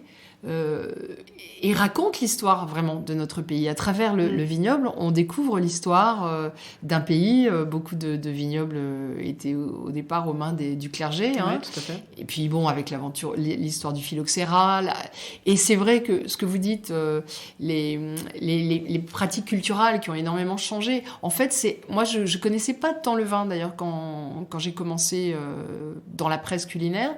Et je me suis vite rendu compte que c'était presque indissociable. Et je suis vraiment très contente d'ailleurs qu'on ait cette grande partie de vin et pas simplement une petite rubrique. Parce que pendant longtemps, et encore maintenant, le vin était vraiment l'apanage des garçons, aussi bien dans les vignes que dans les restaurants. Ouais. Ça arrive encore. Quand on sert le vin au restaurant, il arrive parfois que le sommelier ou le maître d'hôtel se tourne spontanément vers l'homme à table. Tout à fait. Et alors ça, c'est un jeu entre mon mari et moi. Quand on va au restaurant et que le sommelier ou la sommelière arrive en disant « à qui je fais goûter le vin ?» mon mari dit toujours « à ma femme ». Et ça, je suis plutôt contente de ça. Mais c'est vrai que c'est pas... Et je me souviens d'avoir interviewé Christine Vernet, qui est une vigneronne de talent à Condrieu. Et elle a changé de vie, elle aussi. Elle n'était pas du tout dans ce métier. Et puis elle a repris le vignoble de son père. Et elle me disait, quand elle commençait... quand elle était au caveau avec son mari, les gens spontanément lui disaient « Bon, merci de nous renseigner, est-ce que votre mari est disponible pour parler ?» Alors que son mari ne fait pas le vin, ne connaît pas plus... Enfin, il adore le vin, mais je veux dire que c'est elle qui fait. Ouais. Et ça a beaucoup changé. Et je trouve que c'est formidable, ça, parce que d'abord, il y a beaucoup de vigneronnes. Et je trouve que c'est un métier passionnant d'être dans les vignes et puis de suivre le cycle d'une année. Alors, c'est un métier compliqué. C'est un métier très dur, oui. On est dans le froid, dans le chaud, le matin, le soir. On est aux premières loges du changement climatique. On est aux premières loges du changement climatique qui là, se vérifie vraiment quand on parle aux vignerons, les dates de vendange. Et elles sont beaucoup dans la cave. Il y a beaucoup de techniciennes, vraiment partout, notamment en Champagne, dans les grandes maisons de Champagne. Quasiment 50% sont des femmes. Ces chefs de cave sont des femmes, dans des maisons prestigieuses. Et ça, je trouve ça génial. Pas plus tard qu'hier, j'étais à un déjeuner avec la famille Caz, et leur directrice technique est une femme. Et enfin, qui est sur un des domaines, mais voilà, la confiance est arrivée dans les restaurants. Les sommelières sont beaucoup plus présentes, et je trouve, moi, je suis pas spécialement féministe parce que je trouve que être féministe, ça veut dire qu'on aurait vraiment tant besoin de se défendre. Et je ne veux pas penser affrontement entre les garçons et les filles, parce que je pense que c'est plus une complémentarité. Et en revanche, je trouve que malgré tout, par exemple dans le vin, sans être féministe, les femmes goûtent souvent mieux que les hommes, parce qu'elles ont toute cette sensibilité, cette délicatesse que peut-être les hommes ont moins. Alors ils sont très dans la technique.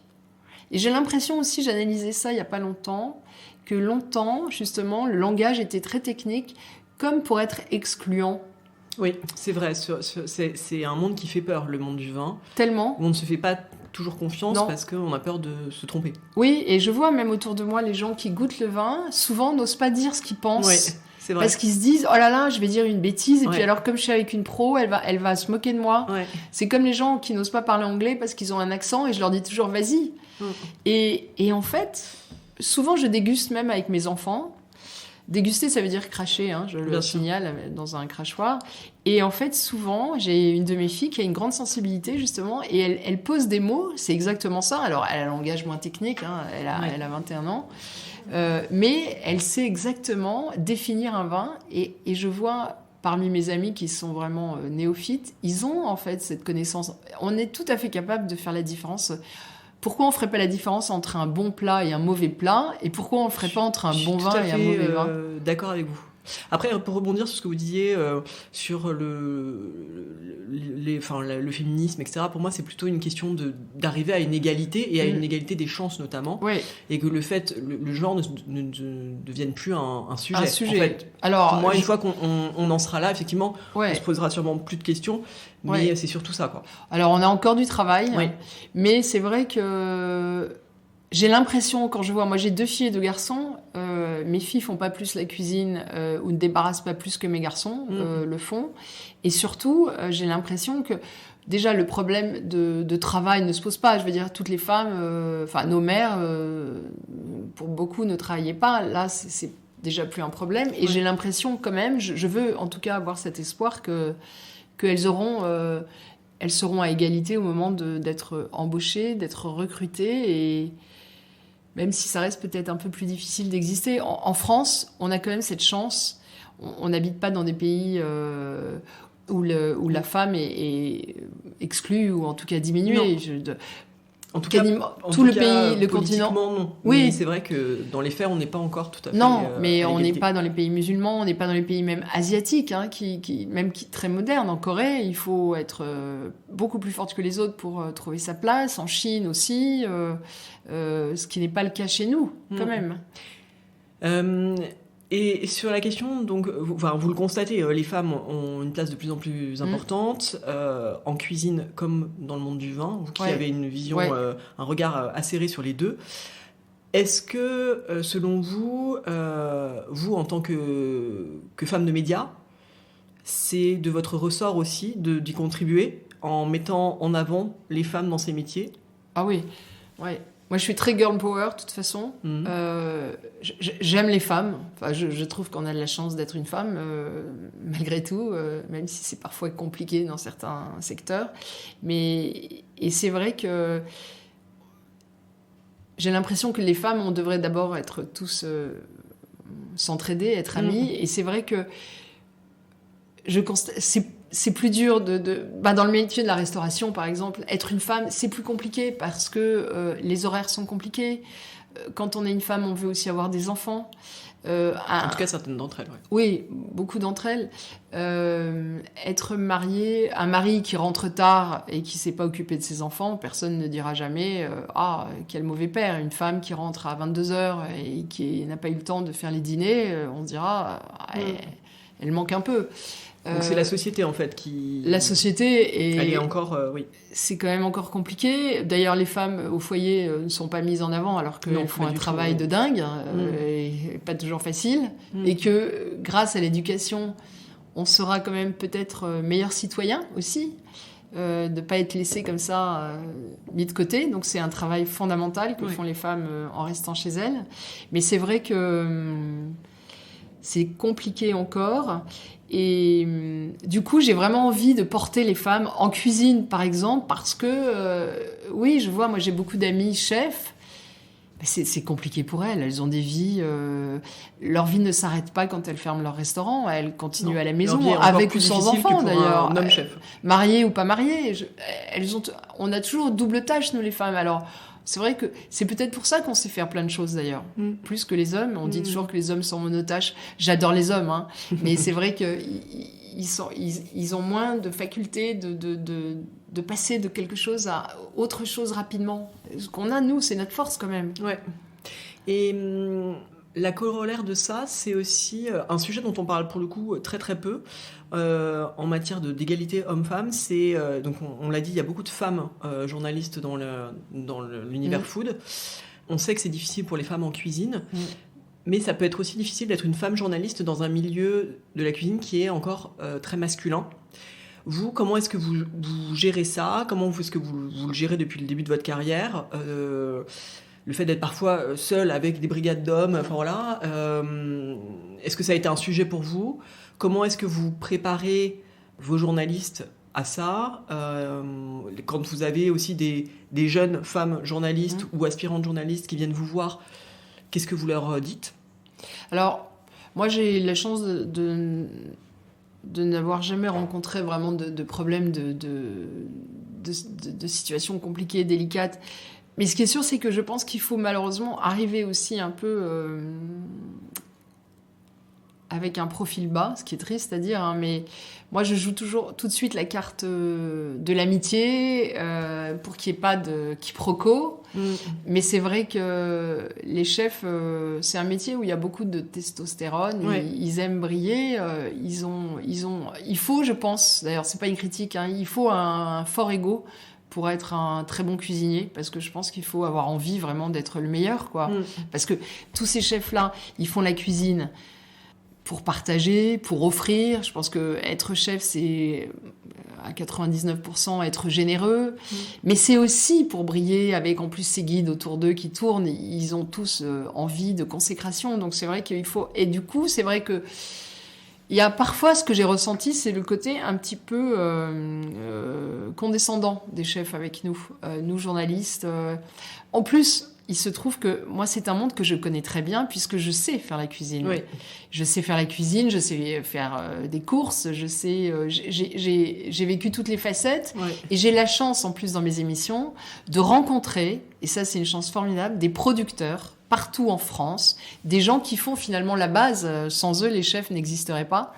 Donc j'ai vraiment tout ce panel-là. Donc en fait, quand le chef commence à me regarder un peu de haut en se disant c'est qui cette nana qui vient là faire un sujet, mais est-ce qu'elle a déjà cuit une carotte, je le recadre assez vite. Donc le problème ne se pose pas. C'est vrai que pour les jeunes femmes, c'est peut-être plus compliqué, mais les jeunes femmes, il y a aussi toute cette génération de jeunes chefs qui sont quand même beaucoup plus respectueux parce que déjà dans les brigades, il y a plus de filles. Ouais, c'est des hommes d'une autre génération. Ouais, et puis les filles, enfin je veux dire, elles se laissent pas faire non plus. Hein, surtout en cuisine, il faut avoir une force de caractère pour aimer la cuisine et avoir envie d'intégrer une brigade. Je pense qu'il faut déjà avoir une constitution mentale assez forte.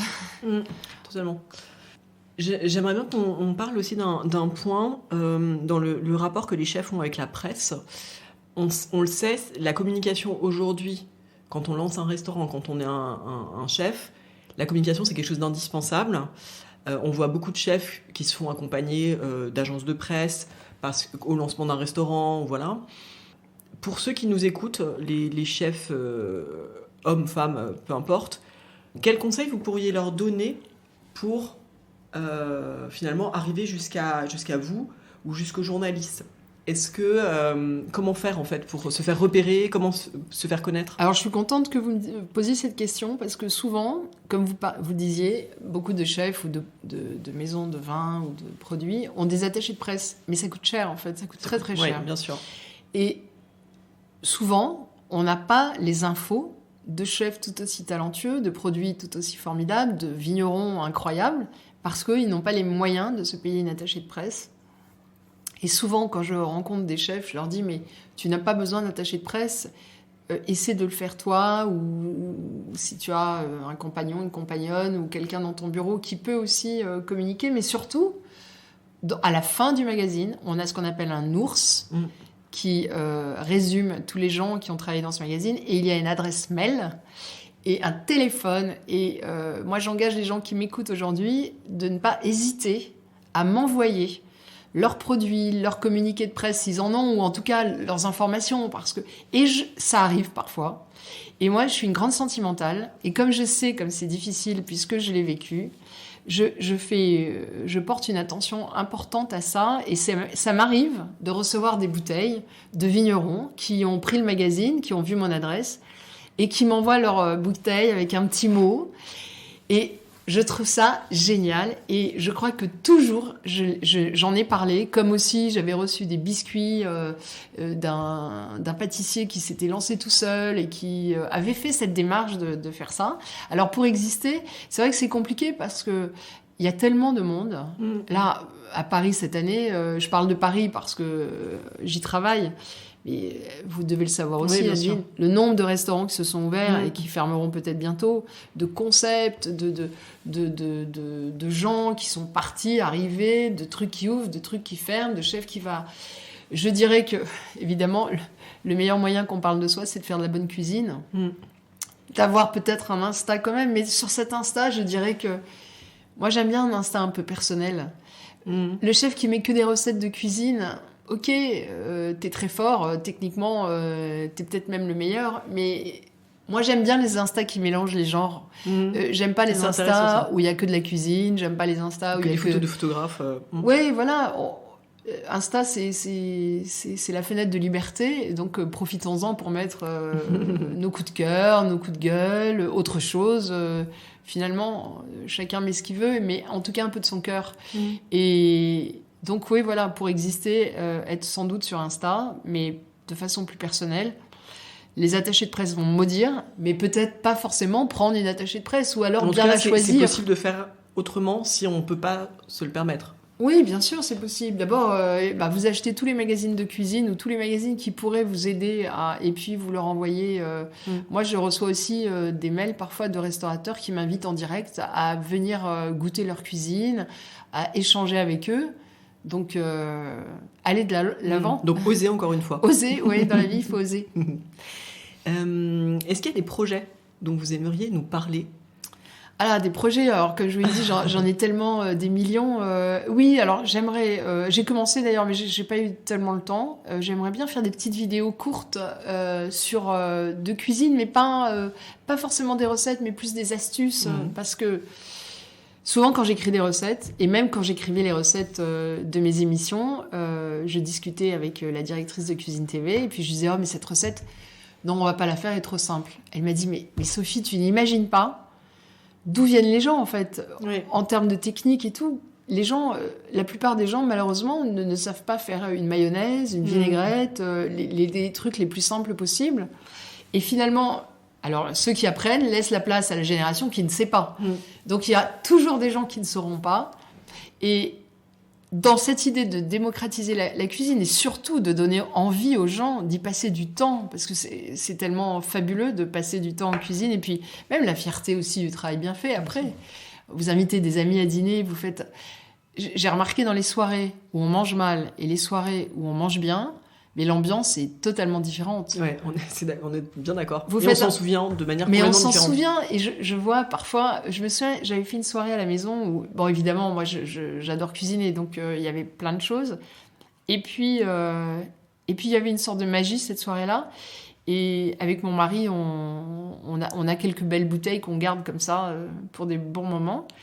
Et puis, c'était le bon moment. Et on a donc sorti ces belles bouteilles, en plus, en se disant, il faut les boire, c'est dommage... Oui.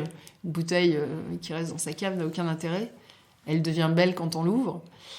Et là, mais cette soirée-là date de 3 ans. En fait, mes amis m'en parlent encore. Il y a une sorte de magie de communion entre la cuisine, le vin, cette ambiance. C'était presque de l'amour, quoi. Ouais. Et c'est ça qui est génial. C'est le pouvoir de la cuisine que j'aimerais expliquer aux gens, en fait. Et vous allez dîner chez une nana qui vous a sorti des steaks surgelés qu'elle a fait cuire à la poêle avec des haricots verts congelés. Vous avez envie de partir, en fait, non ? Et donc, vos petites vidéos, ont vocation à donner Alors petit, mes petites vidéos ont vocation à donner envie aux gens et puis surtout des astuces pour cuisiner en quelques minutes, très peu. Et puis j'ai vraiment le projet parce que moi j'aime la province, j'y ai vécu longtemps et que je trouve qu'elle est un peu négligée quand même. Parce qu'il faut savoir aussi que la presse est parisienne globalement. C'est vrai. À 80%. C'est vrai.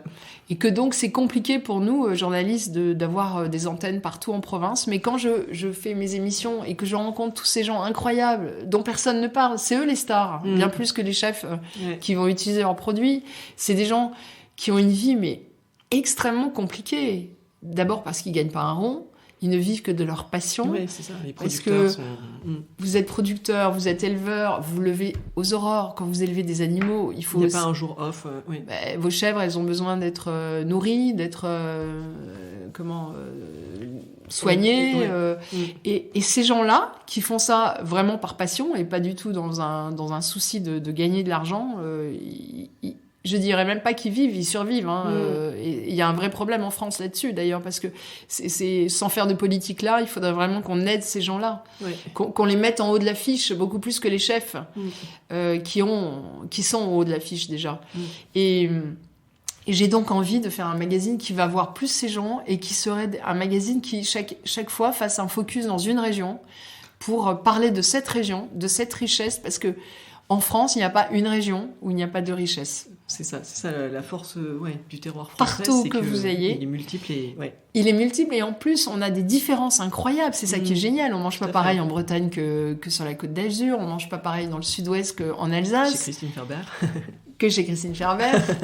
Que je salue au passage. Et en fait, on ne boit pas les mêmes vins, on ne vit pas de la même façon. Et c'est ça que je voudrais remettre en haut de l'affiche. Et pas simplement les chefs stars que j'aime beaucoup, mais qui sont là aussi et qui ont évidemment ce talent de mettre en avant, inconsciemment ou pas, ces producteurs. Voilà, donc c'est mon projet. C'est un vaste projet. Oui, c'est un beau projet. Ouais. Est-ce que vous auriez un conseil à donner aux auditeurs, aux auditrices en particulier, qui nous écoutent et qui seraient inspirés par votre parcours, qui auraient peut-être des aspirations à marcher sur vos traces? Alors, déjà, appelez-moi. Non, sans rire. Oui, alors, les conseils que j'aimerais donner, c'est être mobile. Ne pas avoir peur de changer, finalement, de métier dans un métier. Savoir tout faire. C'est toujours bien savoir tout faire. D'accord. Et puis ne pas dire non, ne pas faire de choses une histoire d'argent. Moi j'ai dit oui à plein de projets où je ne gagnais pas un rond, mais parce que je me disais que ça allait me donner un pied dans la place, et puis aussi parce que c'était des projets qui étaient sympas et que l'argent, évidemment, on en a besoin. Et c'est un moteur, mais ce n'est pas tout. Donc, accepter aussi des choses comme ça. Et presque, ça remet aussi les choses hors du système qui est quand même... On vit dans un monde très dur. Alors, ça, pour moi, ça amène un peu de douceur, finalement, de faire les choses presque gratuitement. Et puis, oser taper aux portes, avoir confiance en soi... Et puis, oui, savoir, par exemple, là, je travaille avec un journaliste vin qui, en fait, s'est révélé être un fou de gastronomie et il écrit aussi bien dans la cuisine que dans le vin. Donc, on peut avoir plusieurs talents. On a des ressources en soi qui sont, vous savez, c'est comme on dit, on n'utilise que un dixième de notre cerveau. Mais on n'utilise que très peu de notre capacité. Et en fait, l'apprentissage vient assez vite, finalement. Sophie, quelles sont les femmes qui vous inspirent? Alors, je ne vais pas citer de femmes chefs parce qu'il y en a tellement que je ne voudrais pas en exclure parce que chacune, à leur façon, ont du talent et chacune travaille différemment. Non, c'est plutôt des femmes qui ont eu des tourments et qui ont une sorte de résilience. Alors, je voudrais citer peut-être Simone Veil, Françoise Giroud, dans complètement autre chose, Jessie Norman, qui est une cantatrice, j'ai eu la chance de la connaître, de la rencontrer, de dîner avec elle, qui est une femme, qui est décédée malheureusement, qui est une femme à l'époque noire américaine, c'était pas si facile, et qui a été une des plus grandes cantatrices de son époque, et qui était une femme multitâche déjà, puisqu'elle chantait aussi bien du lyrique qu'elle travaillait beaucoup avec Pierre Boulez, avec Michel Legrand. Et puis alors, dans un passé très très lointain, je suis complètement malade de Aliénor d'Aquitaine. Ah. J'aurais aimé être elle. Alors, si mon mari était là, il dirait ah non, elle ne va pas recommencer, parce que je pense que dans une autre vie, j'aurais pu être aussi prof d'histoire. J'adore l'histoire. Et j'adore surtout le pouvoir des femmes dans l'histoire. Alors ça, ça pourrait être l'objet d'un autre podcast, parce que je trouve que c'est incroyable, en fait, comme les femmes ont marqué l'histoire, pas seulement de notre pays, mais du monde, en agissant un peu dans l'ombre, ou pour certaines dans la lumière. Et Aliénor d'Aquitaine, dans une période compliquée, qui a eu 2 maris, qui a divorcé, qui a eu maintes enfants, qui a passé son temps à voyager entre la France et l'Angleterre, aller chercher la fiancée de son fils Richard à l'autre bout de l'Orient, qui a participé à des croisades, qui a vécu extrêmement vieille, qui a été une femme qui a vraiment porté son époque, quoi. Voilà, c'est mon héroïne. Sophie, on va passer à la dernière partie de l'interview, le questionnaire Girls in Food. Ah oui. Des questions pour mieux vous connaître. Quel est votre dernier coup de cœur food ? Ah, alors, c'était vraiment un coup de cœur. J'ai eu la chance d'aller il y a moins d'1 mois chez Isa Franco. C'est un de mes avec rêves. Anna Ross. Ouais. Et j'ai eu un vrai coup de cœur parce que déjà, c'est une femme. Donc bravo. Une chef slovène. Slovène. En Slovénie, la culture gastronomique n'est pas quand même énorme. Non. Elle a 2 étoiles, mais c'est l'équivalent de 3 étoiles. C'est vraiment la star de la Slovénie. Elle est autodidacte. Donc ça, évidemment, j'adore. Ça rejoint un peu mon parcours. Et c'est une femme surtout qui est extrêmement accessible. J'ai discuté avec elle. Elle parle très bien français en plus. Ah mais ça ferait une invitée parfaite pour Girls in Food. Ah bah alors là, vraiment, il faut que vous la contactiez. Parce que je pense qu'elle vient parfois en France ou même elle est là-bas. Oui. Je peux vous aider peut-être. Et alors c'est un restaurant perdu, c'est dans la vallée qu'on appelle la vallée d'Émeraude, à Kobaric. C'est dans un coin très paumé, très nature, où les gens viennent beaucoup marcher l'été, et il y a des rivières, c'est pour ça qu'on l'appelle émeraude, parce que les couleurs de l'eau sont émeraude. Et c'est déjà un talent fou de s'être installé là-bas, enfin quel pari, quoi. Elle a quelques chambres, mais surtout sa cuisine. Et complètement, j'adore les cuisines qui vous déstabilisent dans le bon sens. Il n'y a pas de repères. C'est des menus où il y a presque une vingtaine de plats. Alors, quand vous voyez la liste, vous dites, oh là là, moi, j'aime pas ça en général. Mais là, c'est vraiment des petites portions, et elle a ce talent incroyable. Techniquement, c'est très fort. Dans une portion minuscule, mais il y a plein de sensations. Elle raconte une histoire à chaque fois. Et il y a toujours, évidemment, ce rapport très fort à la nature, avec des produits très simples. Et puis, cet accord qu'elle fait incroyable, vous pouvez choisir du vin, mais vous pouvez aussi choisir des boissons sans alcool. Ouais. Beaucoup sont faites sur place avec des kombachas, mais des kombachas avec des fruits, des thés aromatisés. Et en fait, vous avez pas du tout ce manque de ne pas avoir d'alcool. Et ces boissons sont assez fortes pour supporter les plats. C'était vraiment un coup de cœur. Et puis je vous dis, je pense que pour aimer la cuisine, il faut aimer aussi le chef ou la chef. Et là, j'ai vraiment beaucoup apprécié cette femme. Est-ce qu'il y a un plat qui pourrait résumer votre enfance ? Oui, le soufflé au fromage. Ah oui, ça c'était le plat de ma mère. Et elle le faisait extrêmement bien. Le soufflé montait jusqu'au plafond. Et il n'y a rien de mieux qu'un soufflé au fromage. C'est réconfortant, c'est généreux. C'est les dimanches soirs, quand il reste plus grand-chose, mais des œufs et du fromage. Et puis c'est la fête un peu, le soufflé. Est-ce qu'il y a un plat que vous avez goûté et que vous n'avez jamais oublié ? Oui, bien sûr. Alors ça, j'ai goûté il y a très longtemps, et ça vaut presque un peu une petite histoire, les macaronis au foie gras de Joël Robuchon, à l'époque où il était avenue Raymond Poincaré.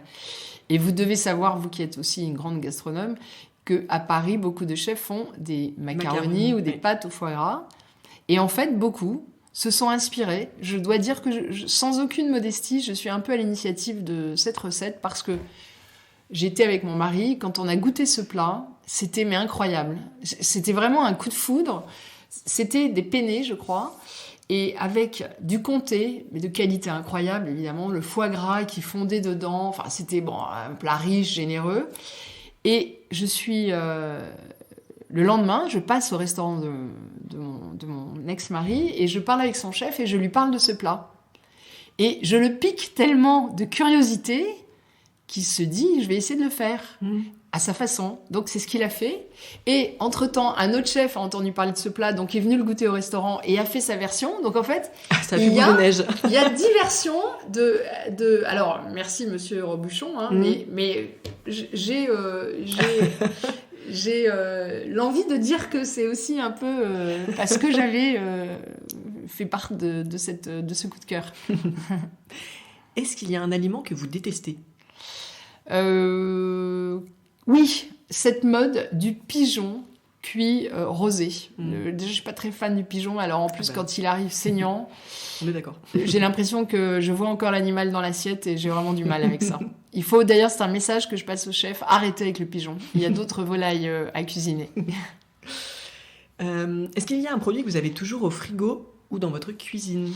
Oui, j'ai toujours de l'huile d'olive et des olives en bonne méditerranéenne que je suis. Est-ce qu'il y a... Vous voulez nous donner une référence pour les auditeurs ? Alors, des huiles d'olive, il y en a des tas. Alors, moi, je préfère les huiles plus fruitées, qui ont du corps. Alors, j'ai récemment fait un sujet à Saint-Rémy-de-Provence, qui est vraiment une grande région oléicole, même si la France est toute petite par rapport à l'Espagne ou à l'Italie. Alors, si on peut, lors de voyages, rapporter une huile, par exemple, si vous allez en Sicile, il faut acheter une huile locale. Mais à Saint-Rémy, il y a beaucoup de bons faiseurs, dont l'huilerie de Castellas, qui fait des très très bonnes huiles et qui a été... alors, c'est un couple qui a repris, mais leur fille, justement, encore une histoire de femme, qui est une jeune femme qui a réintégré l'aventure familiale il y a peu de temps, est une femme pleine d'énergie et elle travaille avec des chefs. Et j'ai eu la chance... Stéphanie Lequelec, je pense. Elle travaille avec Stéphanie Lequelec, elle travaille avec le chef des Baux de Provence, avec Glenn Vieille. Elle travaille notamment avec le chocolatier de Glenn Vieille et elle fait des accords chocolat-huile d'olive. C'est incroyable. Ah, il faut que j'aille voir ça. Ouais, la chocolaterie est magnifique. Oui, c'est à Beaumanière. C'est à Beaumanière. Et j'ai un trou sur le nom du jeune chef. Alors, le pâtissier, c'est... Gordon, c'est Brendan. Brandon, voilà. Dahan, oui, crois, exactement. C'est des prénoms de séries américaines. Sa mère a dû regarder Dynasty. Et il fait des accords chocolat-huile d'olive. C'est fabuleux, vraiment. Et voilà. Et moi, j'adore tremper mon pain dans l'huile d'olive. Ça, c'est un kiff ultime. Est-ce que vous avez une recette fétiche à la maison, bien sûr, votre recette doudou, celle que vous faites tout le temps? Non, j'ai pas vraiment de recette fétiche parce que j'en fais tellement. D'abord, je teste beaucoup de recettes pour le magazine avant de les écrire ou en les écrivant. Je dirais que par période, j'ai des recettes que je reproduis. Mais là, on est à cette période-là aussi. J'ai une recette que je fais beaucoup et que j'avais d'ailleurs partagée dans un de mes ouvrages, dans le premier ouvrage. Et c'est drôle parce que la dernière fois, j'étais au marché à côté de chez moi. Et il y a une jeune femme qui est venue me voir et qui m'a dit je voulais vous dire que cette recette, c'est devenu ma recette. Je la fais tout le temps. Ah. Et j'ai adoré parce que la cuisine, c'est la transmission. Et alors, c'est une recette toute simple. Ce sont des avocats que je coupe en morceaux avec des mangues. En plus, là, c'est la bonne saison des mangues. J'ajoute des graines de sésame torréfiées, des crevettes, des bonnes crevettes roses, de qualité aussi. Et je fais une vinaigrette avec du citron vert que je râpe et je prélève le jus. Et je mélange avec de l'huile de sésame et de la coriandre. Et ça fait un petit côté un peu exotique. Et c'est un régal, servi frais. Ça fait une entrée un peu chic ou même une entrée de dernière minute qui se fait rapidement. Parce qu'on n'a pas forcément de la mangue, des crevettes dans son frigo. Mais si on les achète en 10 minutes, la recette est faite. Et quand vous êtes en cuisine, qu'est-ce que vous écoutez? Est-ce qu'il y a une bande-son qui passe? Alors moi, la cuisine, comme je suis assez concentrée, soit j'écoute de la musique classique, mais je me suis rendu compte qu'au bout d'un quart d'heure, 20 minutes, ça me rend un peu triste. Donc en fait, j'ai des playlists, sur mon téléphone, j'ai des centaines de playlists. Comme je cours beaucoup, j'écoute et je mets plutôt mes musiques justement de running, c'est-à-dire des musiques qui pulsent et qui sont... voyez, ce serait plutôt La La Land que le Requiem de Mozart. Alors, on arrive sur des questions qui vont pas être faciles pour vous. Quel serait le restaurant de votre vie s'il n'en restait qu'un? Oui, parce que ça, c'est vrai que c'est pas si facile. Après, ça peut être le vôtre. Hein. Oui, non, c'est un restaurant qui résume pour moi beaucoup de choses. C'est la Miranda, qui est à Nice. À Nice, oui. Vous devez le connaître, peut-être de nom ou de. Oui, j'ai pas eu la chance encore d'y aller. Alors, il faut que vous y alliez. C'est Dominique Le Stanc, qui était un chef étoilé, qui a été le chef du Negresco, donc qui a vraiment connu le lustre, la haute gastronomie. La haute gastronomie, puisqu'il était aussi avant à Monaco, donc dans une région un peu bling-bling. Et il a décidé de racheter un restaurant qui appartenait à un homme qui, pour des raisons médicales, ne pouvait pas travailler beaucoup, donc fermait souvent, prenait pas mal de vacances parce qu'il ne pouvait pas physiquement tenir le choc. Et c'était quelqu'un qui allait faire son marché. Le restaurant est à côté du Cours Saleya où il y a un marché de dingue. Donc le matin, il allait faire ses courses. Il n'y avait pas de mine, de Rungis, de fournisseurs. Et il travaillait avec sa femme. Et ce qui est drôle, c'est que Dominique a repris exactement le même modèle. C'est-à-dire que cette personne venait en vélo, Dominique vient en vélo. Il travaille avec sa femme, qui est elle-même d'ailleurs fille de grands restaurateurs, puisque son frère est un des meilleurs chefs d'Alsace. Elle est alsacienne. Et il est le propriétaire d'un restaurant qui a une étoile même en Alsace. Et ils travaillent tous les deux. Ils ont un plongeur. De temps en temps, il a quelqu'un qui l'aide. Et il fait les meilleures pâtes au pistou du monde. Et en fait, ces pâtes, elles n'ont pas changé d'ailleurs entre les deux propriétaires. Il y a eu, je pense, un passage de flambeau. Elles sont toujours aussi bonnes. Il fait toute la gastronomie locale qu'on aime, les meilleures pisses saladières, les daubes, les tripes. Même si vous n'aimez pas les tripes, vous pourriez les aimer avec lui, mousse au chocolat, crème caramel. Et ce qui est incroyable, c'est que c'est un resto mouchoir de poche. Il n'y a pas de réservation possible. À l'époque, je crois que c'est encore le cas, il n'y a pas de carte bleue. En fait, il est complètement hors du temps, à l'opposé des modes. Et justement, ça le rend furieusement moderne, ce restaurant. Ouais. Il résume tout ce que j'aime de la cuisine, c'est-à-dire la simplicité, le goût juste... Pas de prétention, juste la cuisine qui touche le cœur. Alors vous qui avez voyagé partout dans le monde, qui sillonnez les routes de France, est-ce qu'il y a un restaurant, vous n'êtes pas encore allé, mais qui vous fait rêver, vous rêveriez de dîner? Alors, non, pas forcément, parce que le restaurant que je rêverais de connaître, il existe et je le connais pas encore. Vous voyez ce que je veux dire? C'est la surprise. Par exemple, je pars lundi en Finlande et je vais rencontrer un chef qui ne cuisine que les produits locaux, encore plus fortement peut-être que René Redzepi, et qui cuisine donc beaucoup d'herbes, beaucoup de baies. Et je crois que c'est assez un ovni d'ailleurs en Finlande, et je suis très curieuse de le rencontrer, de goûter sa cuisine. Voilà, c'est peut-être ma prochaine curiosité. Dernière question de cette interview. Quelle femme souhaiteriez-vous entendre dans un prochain épisode? Ah, alors ça, j'ai ma réponse tout de suite. J'aimerais entendre Catherine Roig. Ah. Vous connaissez Catherine? Enfin, je la connais pas personnellement, mais bien sûr, je l'ai lue. Alors, Catherine, c'est une femme de grand talent. Elle a été rédactrice en chef Food Duel pendant très longtemps. Elle s'est occupée, elle était éditrice du féminin, et surtout c'est une folle de cuisine depuis toujours, de cuisine et de tourisme aussi. Elle a beaucoup voyagé. Elle s'occupait aussi des pages Art de vivre, Duel. C'est elle qui a coécrit le livre de Pierre Hermé. Et elle a une sensibilité incroyable sur la cuisine parce qu'elle la connaît vraiment. Ouais. Elle aime cuisiner, elle aime recevoir. Et puis, c'est une femme qui travaille depuis très longtemps dans la restauration sans être âgée. Elle connaît parfaitement. Et j'adore ces gens qui ont une culture. Voilà, en fait. Et je pense que la chance, d'ailleurs, de travailler dans ce milieu, c'est qu'on se bonifie en vieillissant. Dans notre monde où c'est le culte de la jeunesse, surtout quand on travaille dans les métiers d'image, où il faut être jeune pour... c'est symbole de talent, alors que non. On fait un métier où, finalement, plus on est âgé et plus on sait, parce que c'est un métier compliqué quand même. Il faut engranger tellement d'informations. C'est comme le vin. Ouais. Pour apprendre le vin, il faut goûter.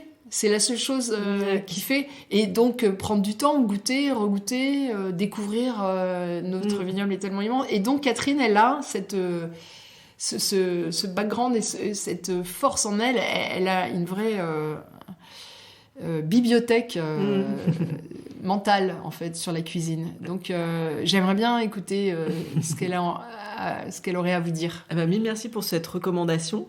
Et puis aussi pour cette manière de voir les choses. Le fait de se bonifier avec le temps, c'est rafraîchissant. Oui, j'espère. Alors, en tout cas, moi, j'y crois vraiment. Et l'âge ne doit pas être un problème. Merci Sophie. Merci Adeline. À très bientôt. À bientôt. Si ce podcast vous plaît et que vous voulez m'aider à le faire connaître, mettez-lui 5 étoiles et laissez un commentaire sur Apple Podcast ou sur votre appli de podcast préféré. À bientôt pour une nouvelle interview de femmes inspirantes.